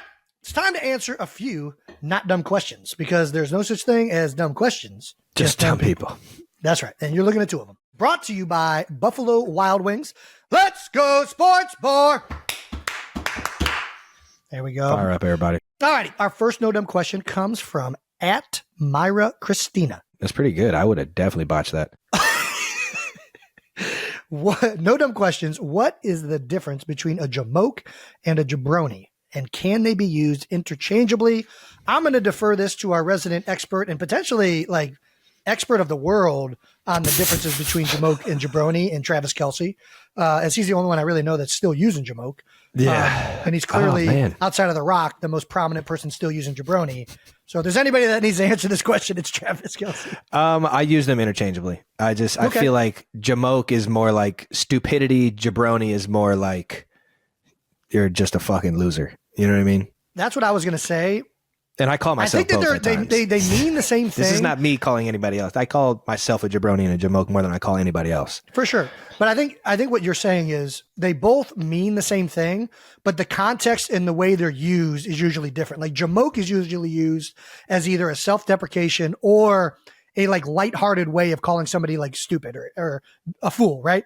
Whereas jabroni is the same meaning, but you're kind of taking a dig at somebody more than jamoke is. Like 100%. It's more like a offensive, like you're trying to get at them a little bit more with jabroni. Is that accurate? I feel like you hit it right on the head, so you didn't even need to defer that to me. Well, I've heard you use them a lot, so I've kind of picked up on the context. Yeah, you're a fucking jabroni. All right. Oh my gosh. At Donald Gannon, 6426. No dumb questions. What is a hard count? I've heard commentators and people talk about it, but I have no clue what it means. Okay. You want to? I mean, you are. This is your realm. No, I'm going to defer this to you, dude. I've also been offsides more than anybody. Well, it's like I've got a lot of false second starts most on my team right now. Just being the only one fucking moving. There's no worse feeling than a false start on everyone but the center call. Oh yeah. Well, if you're the center, then it's game on. I'm excited to answer this question because I feel like there are a lot of misconceptions about hard counts, silent counts, all sorts of counts. So a hard count can be a number of things, but typically it is all it really means is that it is not going to be on one. All right. Okay. You got to explain to people what on one is. On one is. So every cadence, every team in the NFL has a set cadence that they use. When we were with Chip Kelly, it was a very college centric cadence, which was just set, ready, go, and then you would run the play. NFL cadences that have been around for a long time typically go color number color number set hut. Yeah. Some sort of that. So it's Something like usually that, yeah. some type of set, green 15, set hut. Nice. That would be on 1. And you snap the ball on the second set hut, but that's on 1. Yeah. Now, a hard count would be doing that, but not snapping it on 1 and hoping to draw the offense off sides or defense off sides. So we're trying to trick them. Typically, that ranges in either numbers of 2 or 3, which would be set hut, green 15, set hut. That'd be on 2. Or you have on 3, set hut, green 15, set hut.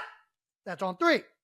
All of these things, I would argue, actually, when you do an on 2 or on 3, you're not trying to draw them off sides. Usually those are just ways to keep them honest and kind of surprise them. The ones you're trying to draw off sides are usually double counts. You're either trying to draw them off sides or get them to show their hand. Show their hand, which means if they're hiding a coverage, as a defense will try and do to try and, just get you off your game, they'll try and disguise it in the beginning. And as you get closer to the set hut, that you actually start to move into the coverage that you're at. Well, if you catch them thinking they know your count, you can get them to show their hand. So it's literally just repeating that entire cadence that I've done now probably too many times. Do it twice. One more time. One more time. Set hut, green 15, set hut. And you're looking. All right. Safety's coming down here. Hey, lucky. All right. Set, black 80, set hut. And then you're on to the count. You're on to the races. I love just the presence of feeling like you're a quarterback and just, Dude, I'd be you're paid, looking man. at If I the would've defense. been There's back there- nothing in front of this guy other than a wall right now, and he was Yeah, but in just my mind, it's scouring for the defense. I can see the safety coming down here in a 3x1. I can feel him. All right. So we got that. that's on 2 or 3, double count. Then you have quick count, which is trying to surprise the defense, which would be set hut, snap the ball. Ooh, always Right? get you. Always gets them. Or first sound, which is set. And you do all of this to, like you said, keep the defense honest so they're not jumping the snap. They can't just, think about just getting to their gap. They got to think about the snap count, and it just gives them another variable to have to work with. In all of these cadences, there's typically either rules built in or just a way you do it on whatever your team has. It's always different. Like the Green Bay Packers, if somebody jumped off sides, they would always snap the ball and run a free play, regardless of what it looked like. It seems like. Yeah, 100%. That was their thing with Aaron Rodgers. It's a little risky because if the center doesn't feel it at the right time or he's wrong, then it's not a free play. But in general, probably better to take the free play because you get a shot down the field every single You time. just get a shot. Yeah, you just get a big time But- shot. You get a one-on-one matchup too. Yeah, why it's not a throw little it bit up? more of a gray area, and quarterbacks have gotten lit up sometimes. Very rare because they're supposed to blow it dead. It's a little bit more risky. Or it's, if they jump off sides, the offensive lineman will reach out and touch the defensive player to get the free 5 yards, or typically how you see teams handle the defense jumping in a hard count situation. And then you have silent count, which would be there are no verbals, but there are physical cues, whether from the center or guard or whoever, that indicate when the ball is going to be snapped. And that happens at away games when it's too loud to hear the quarterback doing all of this cadence. And there are the same with verbal counts. There are essentially hard silent counts, which would be on 2 or 3. There are double counts in silent. There are quick counts in silent. You get to the same things, but done more on physical gesture rather than on verbal cadence. And ladies and gentlemen, that is why I deferred it to Jason. Jason, that's a round of applause. That was a great Thank job. you. That Thank might you, be the Travis. I best appreciate dumb that. question you've ever fucking answered. Or not dumb question. I'm sorry. I hope I didn't give away too many things. No, you didn't sound dumb at all saying that. Yeah, and you told everybody what a lucky is. All right, well, that does it for No Dumb Questions, brought to you by Buffalo Wild Wings. Let's go, Sports Bar! Well, all right, let's tee up some bold topics, 92%ers, to wrap up Week 8 in the NFL. Starting off with both of our games, and we're going to get to our third candy. Jason, since you're the only one that was genius enough, aka you have kids and are actually doing Halloween, the candy number 3 for this topic is going to be Reese's Pumpkins, suggested by Melissa Bridge. 5687. All right, 87. What do you got, man? Honestly, is it just a Reese's shaped like a pumpkin? Is that all it is? Yeah, so you got the little, it's like more of like a singular. Yeah. All right. Yeah, those are, they're Reese's. So I just think Reese's. these are actually better than, I'm not going to lie, I think these are better than Reese's Cups. Is it more peanut butter? I Is that think why? there's more peanut butter in these. That's what it comes down to. It's a little thicker. It's a little bit thicker. Look at that thick boy. Thick boy. It might be the exact same. It's not. Just a different shape. It's just a different shape. That's all it is. It's got more peanut butter, I guarantee it. You get more peanut butter on a bite, but it's definitely the same amount of chocolate and peanut butter altogether. Nope. I guarantee you. Can we please take this to the judges? You don't seem too excited. You were excited about the nerd rope. Well, the nerd cluster. That was a surprise to you. It was, because I don't have that very often. I don't know. I think I might have had those once before. I'm not a big nerd cluster guy. Reese's are like, I mean, this is a combination that is so tried and true. And I've had these a million times. We were around Reese's. So that was what I was going to say. What's the first thing you think of with Reese's? Go. Ed Kelce. Knew it. This is why we're fucking brothers. There was probably a 10-year span of going in Dad's car. Every fucking day. You could not. Every there day. Was always Reese's in the car. He went to the gas station at the end of the street to just stack up on 2 king size Reese. And what else? And what else? Diet Pepsi. You can't make this shit up, people. And that's an American father. And if you try and tell me any different, you're fucking sick. Road trips growing up were a standard stop every 45 minutes so that Dad could buy Reese's cups, Diet Pepsi, and I'll take a smoke break on his pipe. Oh, yeah. No, I'm not smoking in the car. The kids are in the car. I'm going to just veer off to the side of the highway here. Look like I got a flat tire, but really just be outside smoking like out of a pipe. Shout out for quitting. That was a baller move, though. It was a baller move. Man, I'm going to say it. These are better than Reese's Cups. I'm just going to say that. It's the exact same thing, Jason. You're just taking more peanut butter out of the bite. That's it. No. So you just like more peanut butter. That's fair. In my view, that's a better concoction than a Reese's Cup. All right. That's a fair assessment. I like more peanut butter than I like chocolate. So I'll take that. God, that's so I like good. I like a good hint of chocolate. I also like that it's got like a Halloween centric. It's a pumpkin. Like Nerd Clusters is just Nerd Clusters. Like this is an actual Halloween specific. Yeah, we made this for this made up holiday. Yeah. Yes. Whoa, slow your roll. Well, it sounds like you're taking that over Nerd Clusters. Melissa Bridge, 5687. Appreciate you sending that in. I'm also just a chocolate guy. Which is a little biased because I feel like I'm more sugar than chocolate. According to Bo Allen, it can't be chocolate. Like chocolate and candy are 2 different categories to Bo Allen, who used to be 320 pounds. Ooh, what is he now? 300? He's lost a lot. I think he's like 270. I think he's under. What? He's lost a lot of weight. Looking good. Honey Bobo. Looking good. Dude, he was a massive. He looked like a freaking just a big muscle. Like, there's no way. Is he like? No, it definitely wasn't all muscle. Ripped? He looks it wasn't. good. Okay. No. Yeah, he's a good looking man now. All right now, Bo. But yeah, he firmly believed that candy had to be like the sugary stuff. Chocolate was not candy. That's chocolate. I'm putting it all under one umbrella, but I get it. I get it. It's the same. I think if he wasn't your friend, you wouldn't say that. Like, correct. You're I've told him to his face I disagree with this. But. I see where you're coming from. You're wrong. Blasphemy. Before we keep going, we need to shout out our sponsor, Prize Picks. That's right. Prize Picks. Okay, it's a skill-based, real money daily fantasy sports game, and it's the easiest and most exciting way to play daily fantasy sports. And with basketball season now here, you can pick combo projections across football and basketball from their Specials League, a league crafted specifically for combo projections that include 2 or more players from their different sports or leagues. Prize Picks is really simple to play. You can make your picks and submit your entry in less than 60 seconds. Quick withdrawals, easy gameplay, and an enormous selection of players and stat types are what make Prize Picks the #1 daily fantasy sports app. And now, for this portion of this ad read labeled Personal Experience to be read by talent outside of Travis and Jason Kelce, because we are active NFL players and cannot participate. But you know who can? That's right. Our cute-ass intern, Brandon. Bring your cute ass over here, Brandon. That's right. Intern Brandon, how was your weekend with Prize Picks? It was pretty good. Everybody loves to sweat out their Sunday watching a Pittsburgh running back get receptions. That's always what I had in mind for myself. What's that T-shirt you got on there, intern Brandon? It's a face of a friend of mine. It's a face? All she's gonna get. It's a face. No, she's gonna freak out that I have her face on a T-shirt. That's cool. All right, that's fair.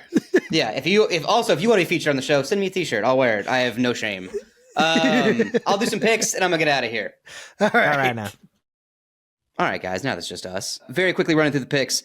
I'm putting my faith back in Travis Kelce. I don't think anybody keeps Travis Kelce out of the end zone 2 weeks in a row. I also kind of want to start looking at defenses. So I'm going to take something I really like. They have Aaron Donald for a quarter sack. I think he's good for it against the Packers. So I'm going to toss it right back to Jason and Travis and get out of here. Fellas.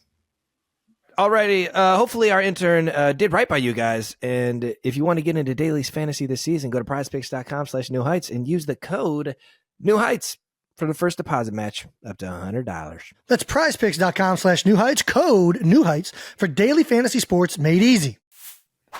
Shout out to another one of our sponsors, and that's State Farm. That's right. State Farm helps you score an affordable price when you bundle home and auto insurance with the personal price plan. Okay, now the personal price plan lets you call the plays so you can choose the home and auto insurance coverage that fits your needs at a price you can afford. Yeah. And bundling home and auto? Well, that's a pro move and just another way to save with the State Farm personal price plan. So talk to a State Farm agent today to learn how you can bundle and save with the personal price plan. Like a good neighbor, State Farm is there. Prices are based on rating plans that vary by state. Coverage options are selected by the customer. Availability, amount of discounts, and savings and eligibility vary by state. Let's get on to our games. Eagles 38, Commanders 31. Man, that was a close one. It was very close. It was a close one. Divisional games, man. Divisional games are always, no matter how far apart teams may seem, they're always a battle, man. And initial thoughts from your second game against the Commanders. What do you got? Yeah, I mean, again, down to the wire. They were beating us for a large majority of the game, I think, the whole first half. Yeah, every time I looked at the score, you guys were losing, and I was like, oh, no. They got up on us quick, and, Sam Howell, man, when he's on, it was impressive. It was like methodical. He can sling it, man. He can sling it. The fighting be enemies, man. Yeah, but it was like typically, and I like when you're playing quarterbacks that aren't like well known, if you make them drive the field and do like short dink dunk passes, that's hard to continually do. Not for Sam Howell. He was very on point. He was executing it. He was taking some shots occasionally, but a lot of it was just, it felt like it was death by 1,000 slants. Like, I'm like, Jesus, what are we doing here? Can we get into something for a slant? But I'm sure it's a lot easier said than done. I don't know. 1,000%. But yeah. All I do know is that Sam Howell has played 2 really good games against us. The Commanders have played 2 really good games offensively against us. I asked Eric Bieniemy after the game, I'm like, yo, brother, what are you seeing, EB? Like, how do we stop this? Like, what are you doing to us? But they've kind of had our number, and this is the way divisional games are. Our defense goes out last week, shuts out the most explosive, high-powered offense in the NFL, essentially outside of 10 points. And then the Commanders, next week come out here and they give us another hard-fought game. I mean, the division games, they know you that much more. They're always harder, regardless of how the teams are doing in the season. They have a great defensive line. They have great players across the board, and they obviously are usually a little bit more hungry, or both teams are, to get an in-division win. And, I'm happy with the way we fought. We started out down, had 2 big turnovers in the red zone that we're going to get to in a little bit. You turn the ball over inside the 5-yard line twice. It's going to be hard to overcome that. And yeah, so, I think, again, we got to get the turnover stuff cleaned up. We're harping on it. We're starting to do a lot better in the red zone, which is good. Now this last glaring thing, which is the turnovers, if we can fix that, I think, we'll be putting ourselves in a lot of really good positions. Yeah. Well, you guys went down 14-3. At that point, why don't you give everybody a glimpse of what you guys are doing on the sideline? Like, is it a panic? Well, it's ironic. You try not to, but yeah, is there like a sense of urgency, or does everybody lock in a little more? Or? When you are down 2 scores, everyone is like, okay, we got to stop fucking around. You better tighten up. Yeah. It's time to get going. You know what I mean? Like, we can't afford to, and you're not like not thinking that way when it's not 14-3, but it changes for sure. But I think that the difference between good teams or teams that overcome these things is, we've overcome these deficits a lot. So it's not a sense of panic. It's a sense of urgency. And like, we know that we can do it. We just got to go out there and start executing, as opposed to, I don't know how we're going to do this, which I think some teams do have that thought when they haven't done that. And ironically, the whole message from Nick Sirianni this week was believe, right? Believe in yourself, believe in the team. Like, Nick always has a certain thing that he's going to for the week to try and motivate the team. It's just funny that the one thing he's harping on all week ends up, hey, we're faced with this firsthand in a game. We're like, hey, it's 14-3, but we still need to believe that we can overcome this and win, and believe that the offense can get things figured out, believe that the defense is going to start going out there and getting stops. And, we kind of got tested with it the week that he was really bringing it all up. So, I think that it's ironic that both of those things, or coincidental, whatever one is right, that it kind of happened within that same week. But either way.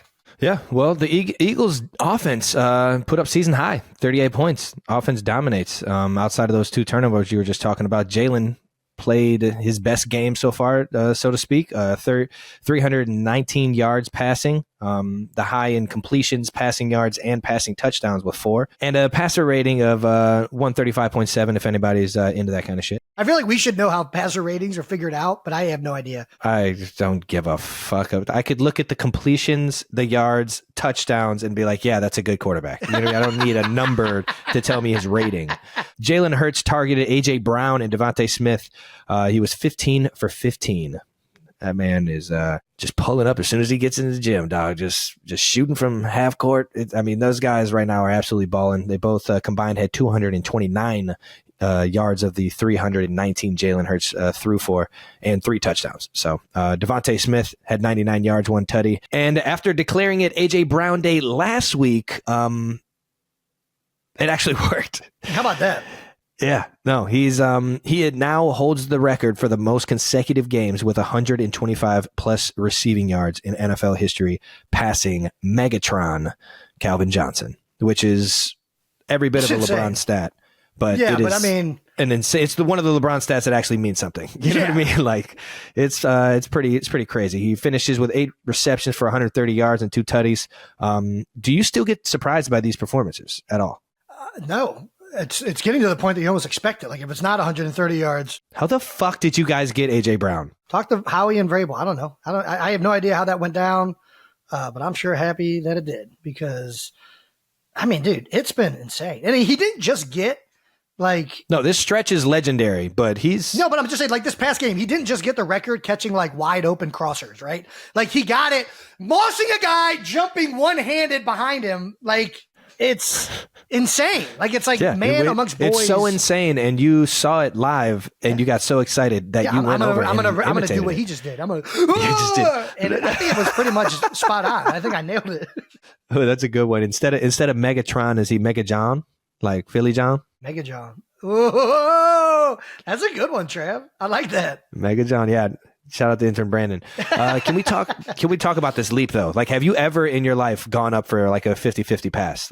Even on the playground? Well, yeah. I feel I've never seen you play playground football. So, well, when I played receiver in freshman football, and also when I played receiver in high school for a couple minutes, I did actually moss. There's a clip out there of me mossing somebody one-handed somewhere. That's for a 2-point conversion. I'm not making this up. Oh, all right. This is a 2-yard pass. Gotta talk to Coach Hicks about that. Huh? Was it a fade? Was it a fade in the end zone? Shut up. I'm not making this up. It was a 2-point Dude, conversion. You are it was a great catch. making this up. Listen, it was high school. Well, I enjoyed seeing you do that. That was funny as fuck. might have been catch of the year. And not yours. Yeah. I think we know which one you're talking about. Mega Jones. Julio Jones got his first touchdown as an Eagle. I'm not going to lie. Baby. I saw number 80 score, and I'm like, who the fuck is number 80? And they're like, Julio Jones. And I was like, oh, shit. Do you see the speed at which every single player ran into the end zone to celebrate that touchdown? They were hype, man. Dude. Must be doing something right. He's a good dude, man. I love that for you guys, man. He's one of those guys immediately when he gets in the building that you're just happy that he's in the building. You're happy that he's with your team. He's been around a long time. He's a great player. He's a great teammate, and he's got a great personality. So it's a hell of a legacy to have right there, man. Yeah. Everybody was excited when he made that catch, and a little bit pissed off because he kind of got it was a debatable shot to the head, I think, but ended up being a no call. They picked the flag up. Either way, didn't face him. Got right back up and had a smile on his face. So I think we were all really happy that Julio got in the end zone. There's no question about it. Shout out to Julio. Shout out to 08 high school class. Stop the shove. Stopping the shove, man. The brotherly shove sees its first defeat. Fuck! You guys put up 38 points and 5 tutties, but there was one hiccup. The brotherly shove finally got Not stopped. only was it stopped, it was a turnover on the 1 yard line. You want to talk about it? You want to we just fumbled. I think the exchange is an underrated part. We actually talked about this, I think, last week maybe or a couple weeks ago on the quarterback sneak. there's a lot of movement while the ball is being snapped by the line. And in this case, with people pushing behind you as well. So I think he just never really had the ball clean. And I think that, we got to make sure that we're securing the football. That's it. I mean, I think between me, Jalen, and all the movement that's happening, we got to get that ironed out. So frustrating because I think we probably score if we do get the handoff there because we got a ton of push on where we were trying to execute it. Yeah, can't go anywhere without the football. That's for dang sure. So yeah, that especially with how much success you guys have been having to have that outcome, let alone just a stop. That's a dagger early on in the game, man. Yeah, and I also feel bad. Like I think that fumble gets labeled on Jalen, and like when it's like a snap, like procedural thing, I don't think that that's fair to put that on one guy. Yeah. You know what I mean? Like, it's not like he got stripped of the ball. He just never got the ball. Think of it this way. Somebody finally stopped it. So now everybody can stop bitching and moaning about how the fucking shove is just so unfortunate, so unfair. Well, who stopped it? Yourselves. Ourselves. It turns out the best way to stop the brotherly shove is the Philadelphia Eagles. It's the only way. Wear gloves that look like the left guard. Oh, and how about that? Offsides. Like, there's only certain things. That only so many things you can do. Yeah. Well, you guys have officially done all of them. No shot taken. Hey, that's all right. And there was another big moment, the brotherly shove in the fourth quarter. So it wasn't just that fumble. It was the fourth quarter. And as Baby Y would say, you guys are sneaky. You guys are real sneaky. You guys fake the brotherly shove with an end around and basically walk into the end zone. I mean, I was waiting for that one. That one's the one that you know what I mean? You got to keep it honest, And sure enough, you guys picked it at the right moment late in the game with 150 left and secured the W with that one as my dog Swift got real swift on that one. The Commanders did score a TD after that, though, and the Eagles were then in a possession of needing to recover an onside kick. Yeah, it was one of those where, I don't know if we were in, oh my gosh, I forget what we call it, but essentially like, hey, after you get the first down, first down's game. Because the first down would have been game over if we don't score a touchdown. I mean, when you're already up 7 points, going up 14, hey, that's a hard one not to just go and punch it in. Like, it's different when I think it's within one score still. Right. But once it gets to like 2 scores, it's like, all right, it's harder to kind of pull that trigger. Yeah. But at the same time, so what Jason's talking about is there's a mode that we go in as an offense that we don't necessarily want to score a touchdown. We want to end the game with the ball and not give the other team the opportunity to score a touchdown and then get a crazy onside kick and get another possession to where, you know what I mean? If we can control not even giving them the football that late in the game, we'd rather put it on us than to trust, the football gods and put it in their hands. I think it was McKinnon did it in the Super Bowl. Yes, 100%. Like, that's exactly what he did at the end of the game. And listen, we would have far preferred him score a touchdown and give us the ball back to potentially go down and win the game. Yeah, because that gives you more of a chance. Yeah, 100%. The Jets actually didn't do that against you guys and gave you guys an opportunity late in the game. And we were in the mode, the opposite on defense, where it's let them score. Let them score. Yeah. Yeah. And the Jets decided to walk it in. I wonder if the Commanders were in. Do you think that they were in let it score? Probably not 3rd and 1. I mean, if I'm knowing Eric Bieniemy, 3rd and 1, they're probably like, hey, defend the first down. But if he gets the first down, it's probably, if you're smart, let him score. Yeah. Because if you don't let him score, then the game's over. Forgot it was 3rd down. LeBron's stat of the game, Jalen Hurts has 10,000 passing yards and 2,178 rushing yards in his career, and joins Josh Allen, Kyler Murray, Cam Newton, Russell Wilson as the only players in NFL history with at least 10,000 passing, 2,000 rushing in their first 4 career seasons. So how about that? It's a good LeBron stat. And that is as LeBron as stat as we could ever get. Shout out to Jalen, though. He's playing great football, man. And if you're ever in a LeBron stat, I mean, you're getting compared to LeBron. So yeah, it's good territory. Up next for Philly, man, since we're dropping the guest episode Friday, let's hit the Eagles' next opponent. You guys got the Dallas Cowboys staying in the division, man. Headed to the Cowboys are headed to the Link. Early thoughts on the game? You guys already played the Cowboys once or not yet? Not yet. No, have not played them yet. And I mean, dude, the Cowboys outside of the 49ers game have been pretty much the hottest team in football. They've been playing some good ball, man. Dak Prescott is playing great, which when the quarterback's playing well, typically means the offense is functioning pretty well. Yeah. They got great players. They have a great defense. Their defensive line is star-studded. Obviously, everybody knows Micah Parsons and DeMarcus Lawrence. Osa is having a big year, one of their D tackles. It's going to be a hard game. We're at home, which obviously looking forward to getting it going at the Link. This is a big game for us. It's a big game for them, and it's going to feel that way for darn sure. Hell yeah. NFC East showdown, baby. Cowboys been playing great football. Micah Parsons encouraged the Cowboys fans to take over the Link, which is impossible. I don't think anybody can take over the Link. It's pretty packed with Eagles out there. Yeah, I mean, listen, there's going to be Cowboys fans in attendance. They still get a certain amount of the tickets to come to the game. But yeah, I think it's going to be pretty green in the building if I am a betting man. Yeah. Odds of that happening, 0%. Unless unless there's like some like contagion or something that magically makes every Philadelphian sick in the city of Philadelphia. Probably not happening. I'll tell you what though, there is that one feeling of if they were to win, all the Eagles fans leaving and the Cowboys fans still being in there cheering and chanting and doing all that hoopla. Like that would be the only chance. So it's not 0. Gosh, I didn't even think about that. Yeah. Well, that's different though. That's not taking it over. That's like staying. Well, but yeah, okay, call it what you want. I get what you're saying. Either way, let's hope that neither of those happen. And yeah. Well, you're in for a good one, brother. I can't wait to see that one. Our next partner is AG1. Ooh. That's right. If you're a longtime listener, you know I've been drinking AG1 for over a year now. Damn. Well, I definitely knew that, but I want to know why AG1 has become such an important part of your routine, Jason. That's what I do know. Glad you asked, Travis. AG1 is the supplement I trust because whether I'm in season or in training, it provides the daily nutritional support I need and fills in any gaps in my diet when I'm operating at my best. Since 2010, AG1 has led the future of foundational nutrition, continuously refining their formula to create a smarter, better way to elevate your baseline health. AG1 is a nutritional powerhouse. Just one scoop mixed in water once a day, every day. And when people ask me if there's one supplement they should take, my answer is undoubtedly AG1. As professional athletes, we have high nutritional demands. Luckily, AG1 supports physical and mental recovery, so we're ready week in, week out. That's right. AG1 is a supplement I trust to provide the support my body needs daily, and that's why they've been a partner for so long. If you want to take ownership of your health, it starts with AG1.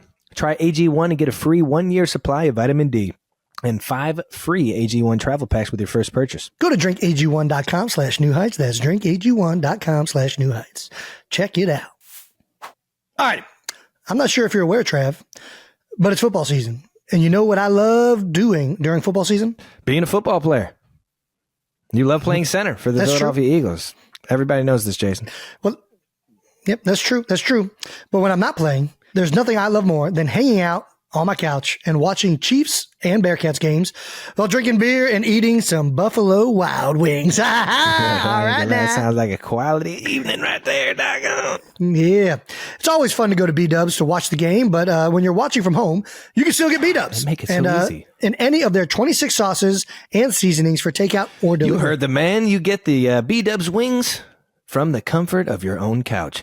So whether you're watching football at home or heading to a buddy's house to catch the game, B-Dubs has got you covered. Order wings for takeout or delivery at BuffaloWildWings.com. Delivery subject to availability. Fees apply. Please drink responsibly. This one is your fourth candy, which is Kit Kat.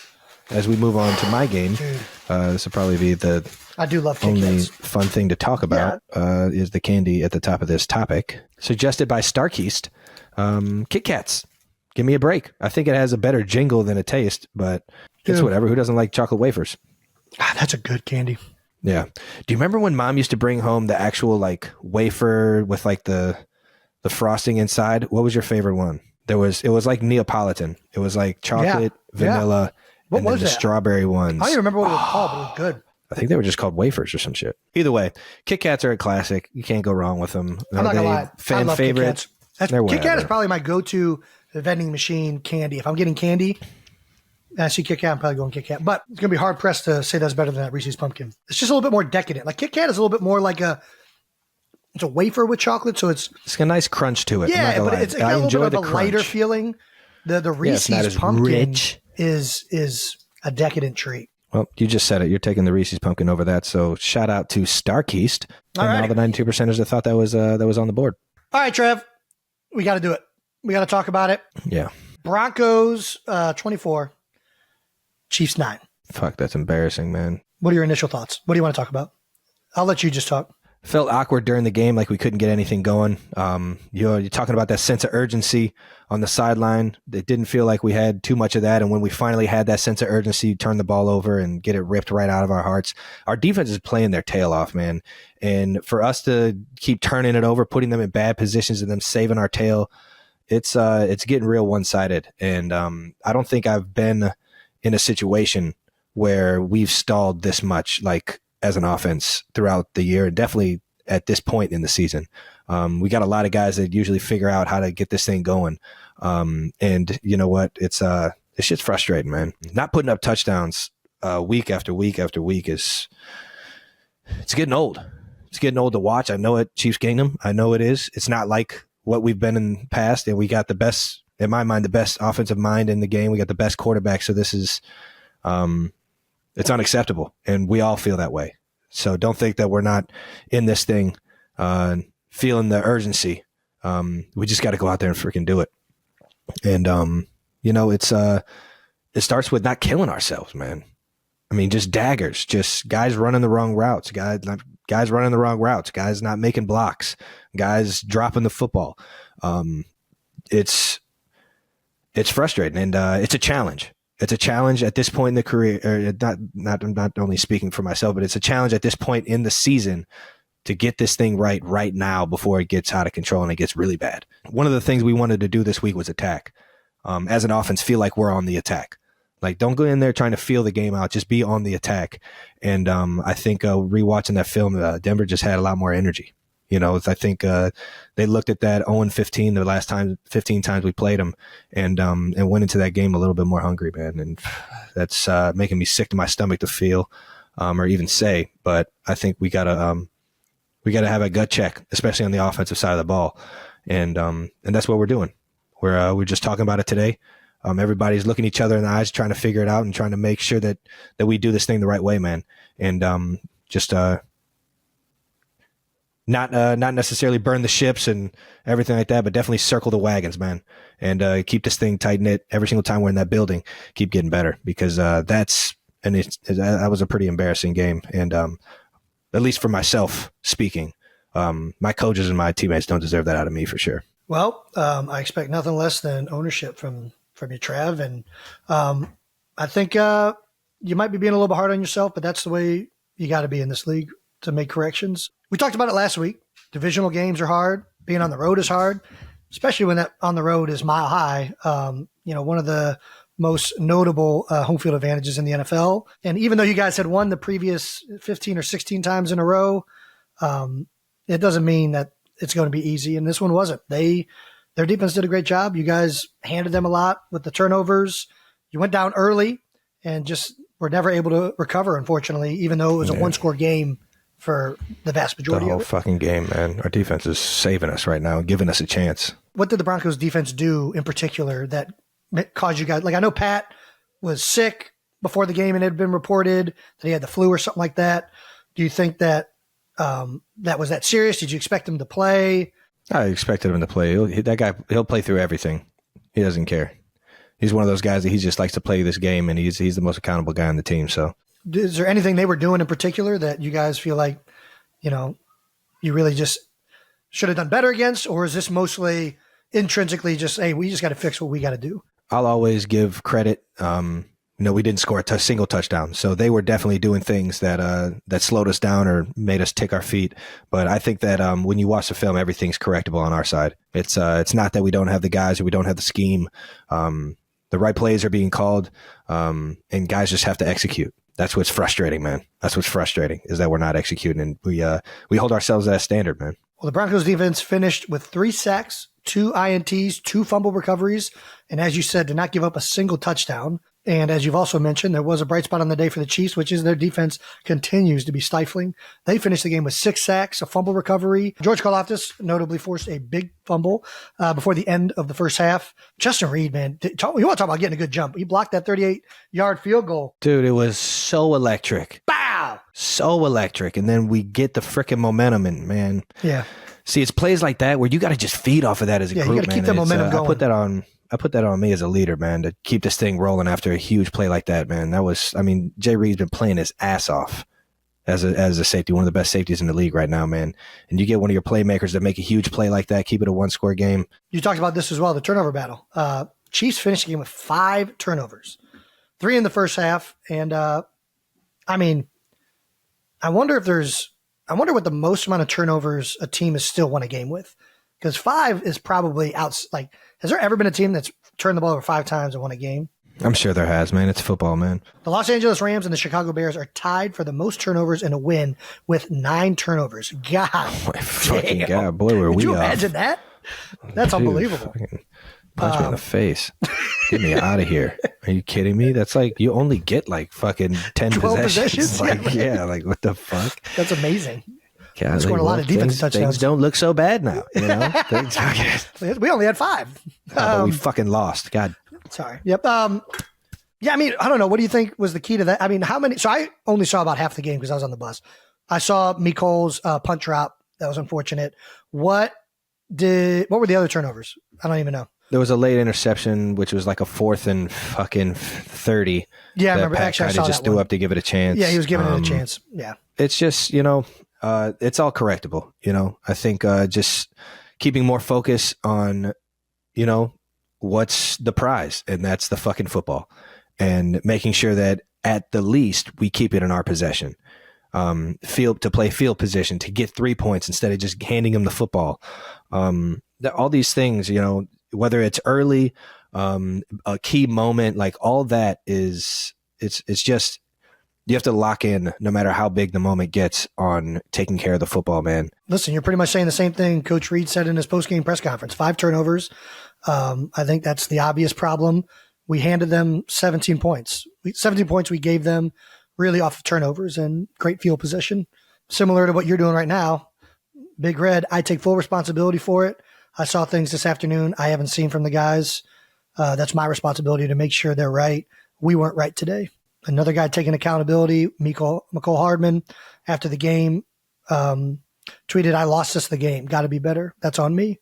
So, I don't know. As somebody from the outside looking at it, that's what you want to see. You want to see everybody taking accountability on their stuff. You have to, man. You have to. That's the mark of a good team and a locker room that's in a good spot. So, fully anticipate you guys getting this stuff corrected. Well, it's never one play. It's always an accumulative of everything. No doubt. So, McCole, I love you for saying that. But it's on us. It ain't on just you, man.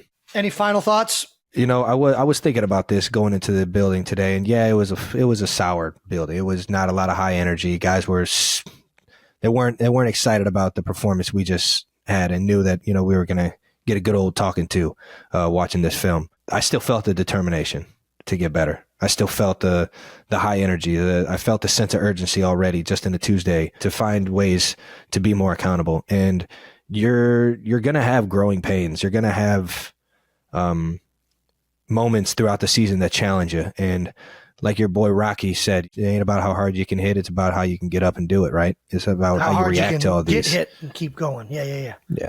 All that good shit.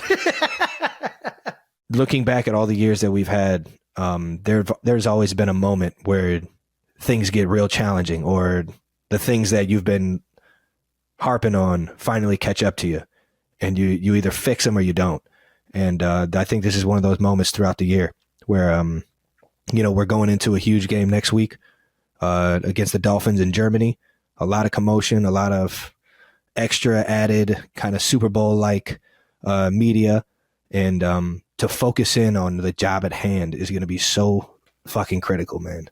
And this is a point in the season that's either going to make us feel and be the team that we think we are, or it's going to get even tougher. because right now we're tied in the conference with a 6-2 record for the number 1 spot. And we got a tough division opponents. We still got the Raiders twice and the Chargers one more time. So it's just that point in the season, or that point in this team's season, that we got to get this thing fixed right now. Yeah. And it's enough talking about it, like my guy, Coach Nagy says. Well, before we move on from this game, let's get to the LeBron stat of the game, which maybe is not the game that you wanted to set a record in or feel that you played well enough to set a record in, I guess. But Travis Kelce now has 100 consecutive games with at least 3+ receptions, the longest streak by any player in NFL history. It's 64 games longer than the next closest tight end. You're an N64 above the next closest tight end. That's pretty crazy. Take your stat, LeBron. You just talked about it. Man. I know you guys are down right now, but one of the beautiful things about football, you get to line up and do it again this week, and boy, do you. You are heading to Germany to face the Dolphins in Frankfurt. Man, are you excited for this? Are you excited for this trip? I've been excited for it. Right now isn't the time to ask me if I'm excited for it. So you're excited, but you're a little bit down right now. Last week. But you're excited. To we get keep it. this Okay. Train rolling, man. Well, when do you guys leave? We leave Thursday. Thursday? Leave Thursday. All right. Fly overnight. Get there Friday. Get a good practice in. Get acclimated to the German time zone area and everything. There's always that. You're always going to juggle.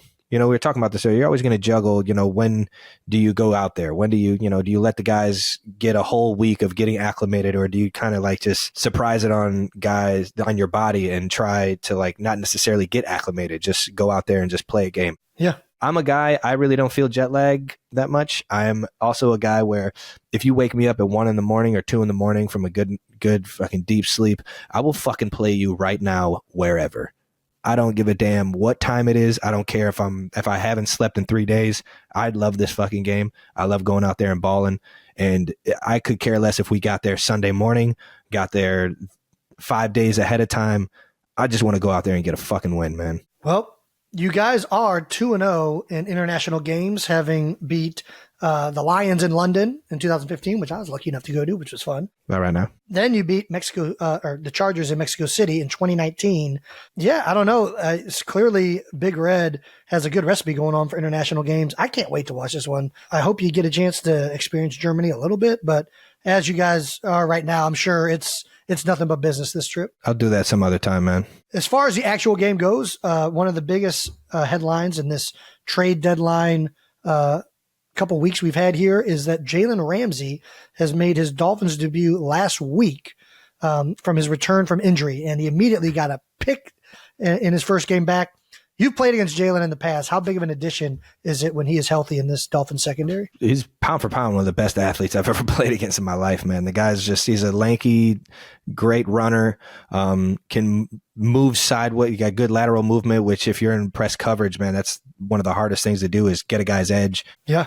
And he keeps you in front of you he's a strong guy. So it's just, and on top of everything else, he's smart and has just great instincts for the football, man. I got all the respect for the big guy. Yeah. And happy he's back playing football, man. NFL missed you, dude. We're gonna be locked in this week, and no excuses. Yeah. I'm sick of not putting up touchdowns. Well, hopefully you'll get some touchdowns and maybe a couple steins of beer after the game. Looking forward to watching this one. Pretty cool. All righty. It's time. That's right. It's time to shout out one of our awesome sponsors. We've talked to you guys about this one before, the new Experience Smart Money debit card and digital checking account. But I'm guessing not all of the 92%ers know about some of the features we like most about it. Trav, why don't you share some? Like, did you guys know you can get a $50 bonus for doing direct deposit? That's pretty good. Darn good. That's pretty darn good. When you set up direct deposit in your Experience Smart Money account, you could get $50. That's easy money right there. Easy. That might just be the easiest possible way to pocket $50. Is there anything easier? Maybe finding a $50 bill in a parking lot or something? But that's rare. You can sign up for direct deposit right now and get the $50 in the process. It's a win-win. That is a win-win, man. There's a lot of stuff I could get for $50. Like what? If I was in college, you know what I mean? Like if I was in college, like $50 was like a fucking $1 million to me. You know what I mean? Like I could make that stretch all month. Hell yeah. That's dinner for like 10 times. That's 10 dinners. Easy. 10 dinners? 10? Yeah.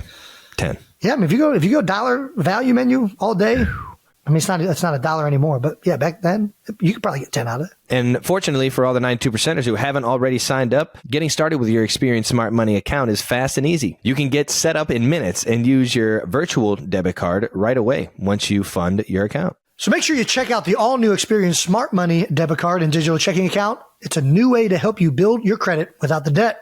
To get your Experian Smart Money debit card and digital checking account, go to Experian.com/Kelce. Experian is not a bank. Bonus requires at least $1,000 in direct deposits in 63 days of opening. Terms at Experian.com/legal. Alrighty. If you know one thing about me, it's that on occasion there will be giant dogs. And you've probably been wondering just what the hell it is I feed them. And the answer is the farmer's dog. I think I knew that. The farmer's dog makes and delivers fresh, healthy dog food. It's developed by vets, nutritionally balanced, and made from real healthy ingredients to even human food safety standards. How about that? And my wife prefers they eat this over the Gophers in the backyard. It's the best option for dogs at all stages of life. And that's because it's not kibble, not canned goo. It's just real healthy food. They also send the food pre-portioned specifically for your dog based on their unique nutritional needs. So get 50% off your first box of fresh, healthy dog food at thefarmersdog.com/newheights. Plus you get a free shipping. Just go to thefarmersdog.com/newheights to get 50% off. That's thefarmersdog.com/newheights. Alrighty, let's get to the next topic. What's the next candy? What do we got? Suggested by Michelle Henry 7. We got I don't think this Take is right. Fives? That was a 92%ers? So Take I think Fives? Jets Jake might have influenced this decision a little bit. I don't think I have the Reese's. right candy. I got Reese's Take 5. Isn't there an official Take 5 that's not Reese's? It's just Take 5? 1,000%. There's 100% of Take 5. It's in a red package. Like I can see this in my head. Let's just substitute it with something else. Should we not even do Substitute Take it 5? with something else. No, Because don't even do then that. Reese's has like 2 submissions.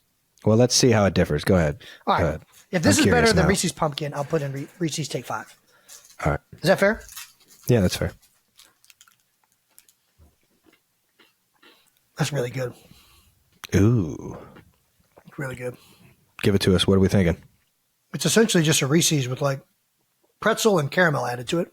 So it's Trail mix. Reese's. It's a Take 5. It's just not a Hershey product anymore. It's a Reese's product, which I are don't 2 know. completely different companies. They are. Well, I don't know. Does Hershey's own? Does Reese's own? Yeah. No, I think they're I'm right. reading it. Yeah. Okay. So it's still, so that is the Take 5. It's just not Hershey's Take 5. It's Reese's Take 5. I don't think Take 5s had peanut butter in them before Reese's took them over, though. I think you're wrong. I think it did have it. Oh, okay. Is there like a little, what is there like a little like, what is it, pretzel? Yeah. The pretzel's always been in it. That's a Take 5. All right. Well, It's just Reese's now.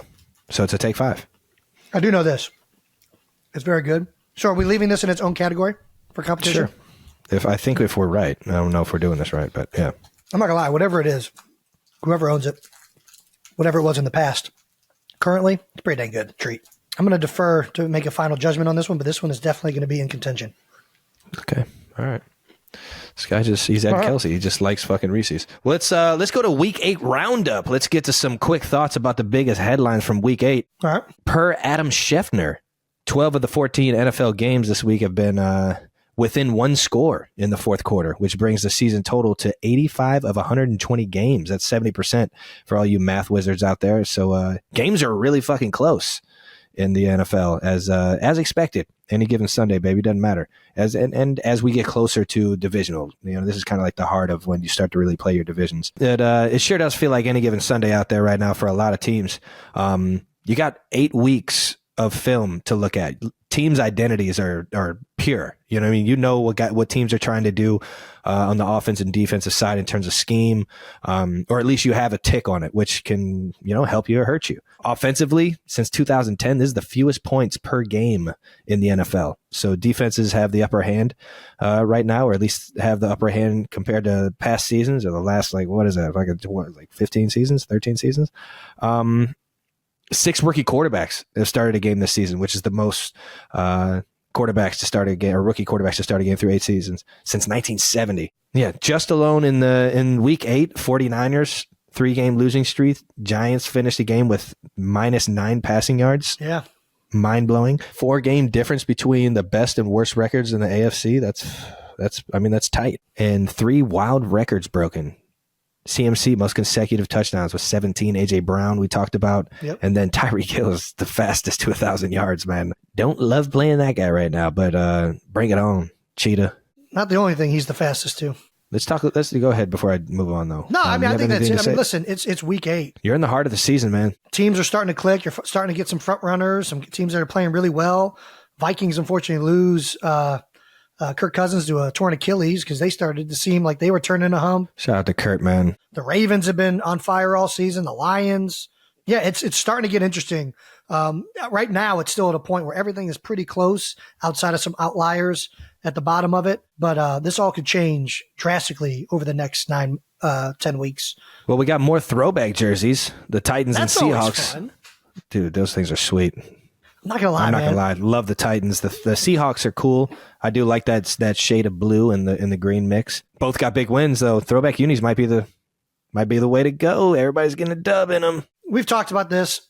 The Titans throwback unis are awesome. I do not think that they should have the rights to those. Those should belong to the people of the wonderful city of Houston, Texas. Not right now. Oilers. Whatever. They're going to wear them. They're going to look cool. You think the Ravens would ever do a throwback jersey and wear the Browns? That's what I'm saying. That's why I think even though it's a little bit different because Tennessee, we did get this wrong the last time we talked about this. Tennessee was the Oilers for like 2 seasons or something like that. But still, right, well then, that belongs to Houston. Even if the Browns went to Baltimore and was the Browns for a year and then went to the Ravens, I would still be pissed off if Art Modell put the Browns uniforms back on them. Obviously, there's no longer an Oilers team either, where there actually is a Browns. Like if Houston, instead of being the Texans, went with the Oilers, it'd be a completely different story. But well, there's only one way to decide this. Sudden death? Next Titans-Texans game, they should just declare it. Whoever wins this fucking game gets it. I mean, whoever wins it gets the fucking throwback for forever. That is electric. There's no way Tennessee's going to allow that because they're going to make a lot of money selling this Oilers throwback. Such a nice jersey, man. I know it's a great jersey. I'm not denying that. Sorry, Tennessee fans or Titans fans. I think that's a Houston history to me. But whatever. Yeah. What are the Seahawks throwbacks? Has Seahawks even been around that long to have throwbacks? Yes. What? How long have the Seahawks been an organization? I'm gonna say 70s. It's like the silver helmet with the what is that blue? It's like the ocean blue almost. Yes, that's actually a cool helmet. I do like that helmet. I don't even know what that would be. What kind of blue is that? Seahawks originated 76. How about that? Yeah, you're on it. I'm just a sports history. That was one thing. Listen, Swami. For someone who, we joke around Shout not reading Burns. books, sports trivia. I mean, I was on it when I was a kid. Dude. I was on it when I was a kid, dude. You're still on it. I was fucking on it. Yeah. You ask me anybody's average, how many home runs they had, how many goals somebody had in hockey, what team anybody played for in college, I was fucking on it. Let's get to some trade deadlines. Here we go. NFL trades are happening right now as we speak. Trades that have come in as of late. Obviously, Commanders and Bears have agreed to trade that is expected to send defensive end Montez Sweat, who we just played, to Chicago for a 2024 second-round pick, per sources. Damn. The Commanders, in another trade, are now sending the 49ers, Chase Young, to San Francisco for a 2024 third-round pick. Shout out to the Commanders for waiting 1 week to send all of their best D linemen other places. Thanks for that one. The 49ers, I mean, geez, dude, they just keep adding good players. Like, what do we do? Did they get another one? Didn't they just get Gregory from They just got Gregory. They already got Bosa. They already got Hargrave. They already got Armstead. I mean, it's pretty. It's Good impressive. thing I don't have to play those guys. Yeah, Fuck. well, we do, and it's going to be our third time playing Chase Young when we play him. In another trade, the Vikings and Cardinals have agreed to trade that will send quarterback Josh Dobbs and a 7th-round pick to Minnesota. Obviously, they needed some quarterback help with Kirk Cousins going down, unfortunately. 1 week after he's the stamp of the week. That's a shame. And it's for a 6th-round pick, per sources. More NFC East trade talk. The Seahawks are finalizing a deal to acquire Giants D lineman Leonard Williams. Thank you, shit. Seahawks, even though we still play them and we'll still play Leonard Williams. Certainly happy that monster is not in our division anymore. In exchange for a 2024 second-round pick and 2025 5th-round pick. He's a fucking beast. And the last one we got out here is 3-time Pro Bowler pass rusher Frank Clark is expected to sign a 1-year deal with The Seahawks. Yeah. Yep.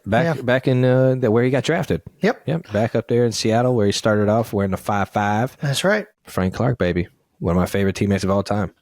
Nitty, Northeast Ohio football, and Cali too, but Northeast Ohio football. Is the trade deadline officially closed now? I think that's it. I have no idea. I think it closed as this recording was being done. Yeah, that's it.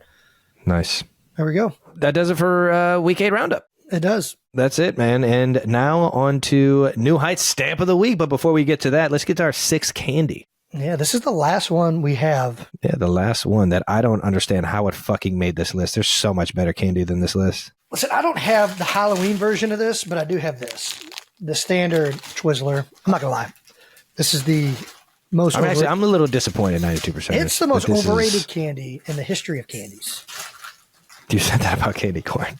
Well, you taking this or candy corn? Dude, let me check. It's been a while since I've had a Twizzler. I'm probably taking candy corn. I mean, there's nothing good about this. The fact that people are making money off of selling this is mind-blowing.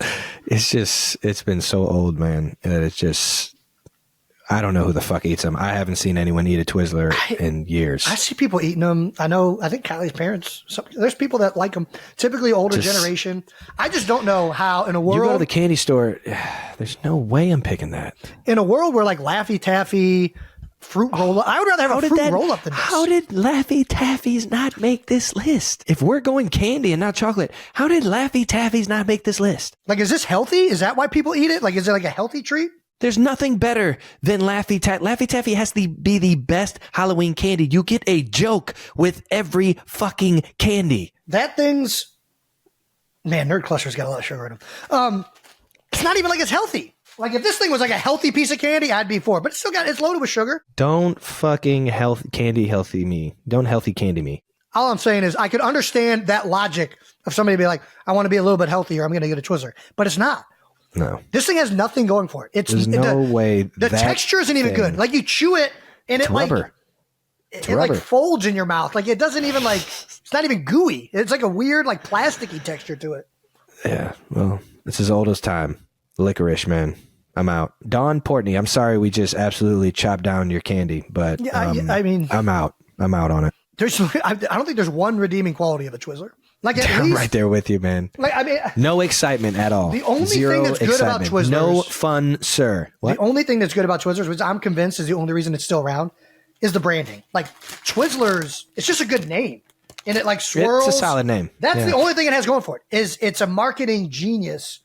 If Laffy Taffy would have twirled it and called it Twizzlers, it'd be the best candy in the world. I fucking love a Laffy Taffy, too. That's a good branding, too. Laffy Taffy. Give me that Laffy Taffy. And in contrast, Take 5, what an awful name for a candy. Yeah, nobody's calling anybody Twizzlers. Reese's Take 5. This would be better if it had a better name. What the fuck is Take 5? You're taking a break to eat a piece of candy? Yeah, Kit Take Kat. 5? Kit Kat actually stole that idea from them. What? Give me a break. Give me a break. Break me off a piece of that weak ass bar. Sorry. I think Kit Kat's good. All right, whatever. Shout out to Kit Kat. I didn't mean to just chop you down. I was having fun there. Yeah, that's my stance on Twizzler. Let's get to the stamp of the week, Trav. As is every week, it's time to hand out some stamps to the players that are taking their game to new heights in week 8. New Heights Stamp of the Week is brought to you by State Farm. That's right. Talk to a State Farm agent today to learn how you can bundle and save with the personal price plan. Like a good neighbor, State Farm is there. All right. I'll jump it off, man. All right. Who you got, Trav? I like keeping it in the tight end world, baby. My guy, Trey McBride over in Arizona, man. Arizona Cardinals tight end Trey McBride, 10 receptions, 95 yards, 5 yards short of 100, man. He almost had a hundy and a tud. How about that? Man, that's always a good day. On McBride's touchdown, he's first stopped at the 2-yard line, and then the whole Cardinals team helps him bulldoze his way into the end zone. That's what I call team effort. They must love that dude. This is McBride's first TD of the season and the most receiving yards he's ever had in a game, or at least this season. I'll tell you what, man. He's over there with my guy Zach Ertz in the tight end room and taking after him and getting a good 10 yards, 95 yards, and a tutty. Congrats, Trey, on taking your game to new heights. The officials clearly screwed up. He should have been blown dead on that one play. I mean, he was definitely going backwards and wrapped up, but whatever. Nope. Keep fighting. Keep turning them feet over, baby. That's what I'm talking about. Jason, who you got? I got, this was a tough one. I didn't know whether to go Jahmyr Gibbs up in Detroit, who shout out to Jahmyr Gibbs, not only for having a great week, but also getting the Lions to draft you, which helped us acquire DeAndre Swift. Big shout out for that. All right now. I like how you put that in there like that. All right now. But I think I'm going to go with Will Levis just because, man, for somebody that was big sad on draft day and like it was like hard to watch as he kept falling the rounds. Yeah. This was an awesome first game.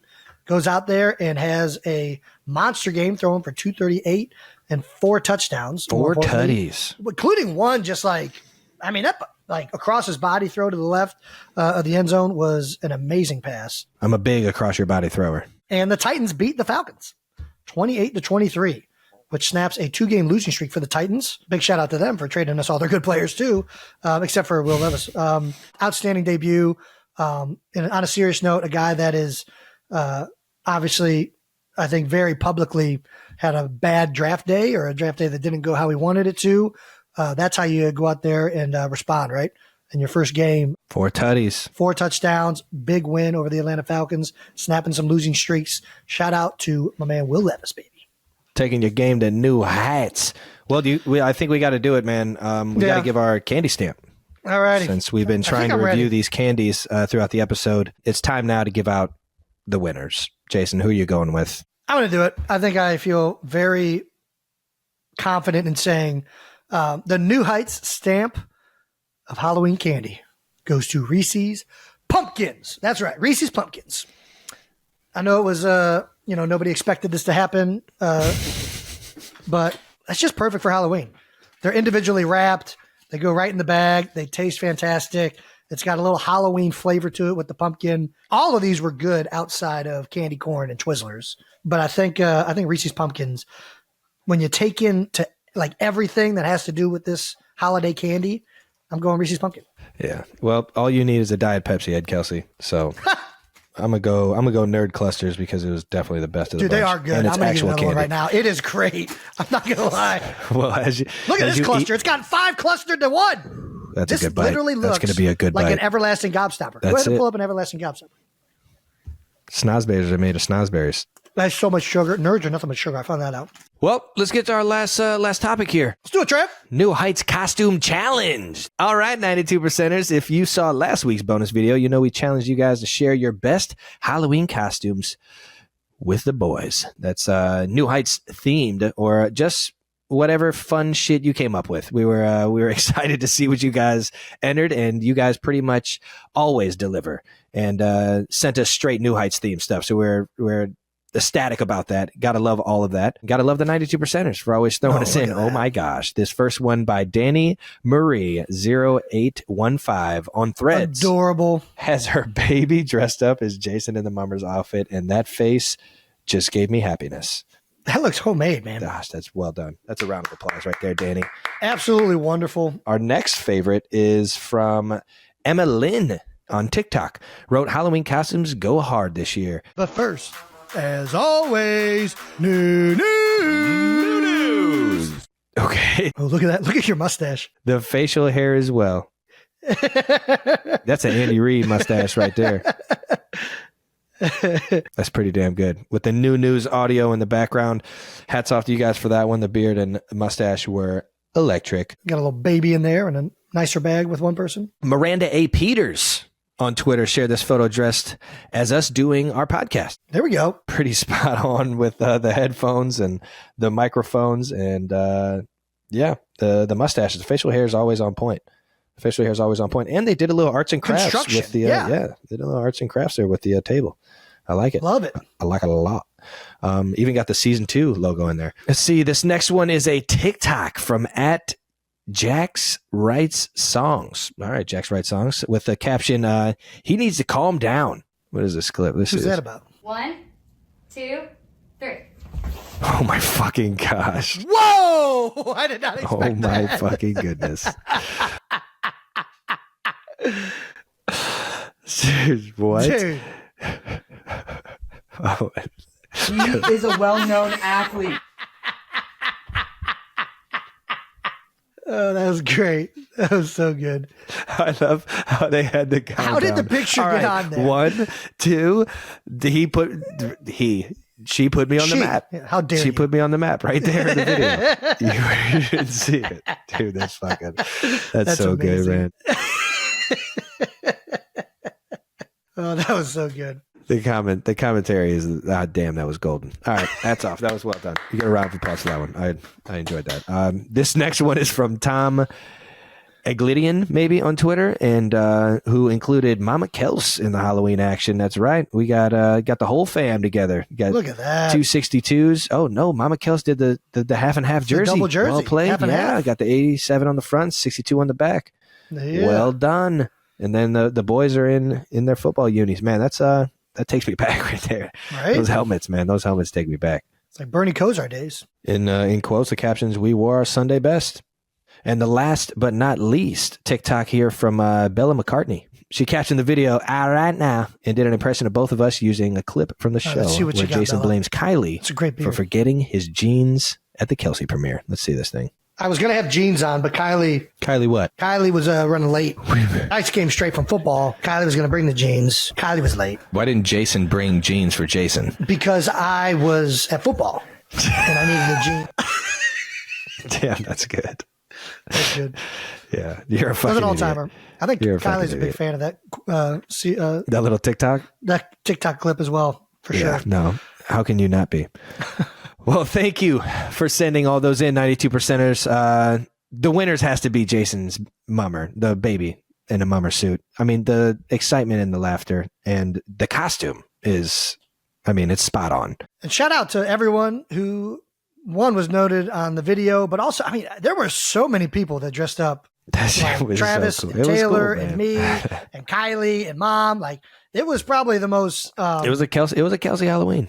Yeah, It that was. was a major It was a New amount of Heights Kelce Halloween. outfits. There's a New Heights. There's a Kelce. It was pretty creepy watching that many people be us, but it was awesome. And I love and appreciate you guys for supporting this podcast. That wraps up the Halloween episode.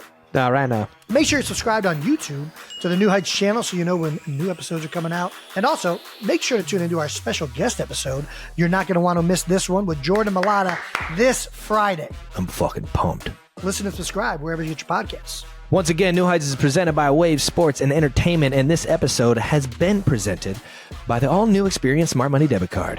Hey-o! The debit card that builds credit without the debt. Go get you one, people. Follow the show on all social media at New Heights Show with 1S, and thank you to our production for always making us look way better than we are. We're just a bunch of dummies that love talking to you 92 percenters. I appreciate you guys for tuning in. See ya next week, or see you on Friday. All right now.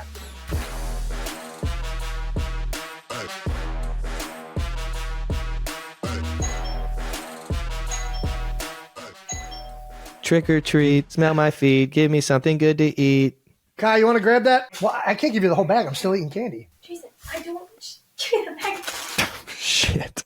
Yeah, they probably want to autograph, which they're going to be disappointed. They must not know they're not making the best use of their I'll give you the time. ones that I've already had. Give them some nerd clusters. These things are fucking fantastic. Jimmy, they're not individually wrapped, you jackass. Give me the Twix. Guess Twix isn't going to get eaten on camera today. No, just get one. Just grab one out of it. Jesus Christ. Did she give you one? Yeah. Problem solvers. Gosh, I love Kylie. I fucking love Kylie. She's the best sister any guy could ever ask for. I don't even think Twix is on the menu, actually. It didn't make the cut. I was just trying to be funny.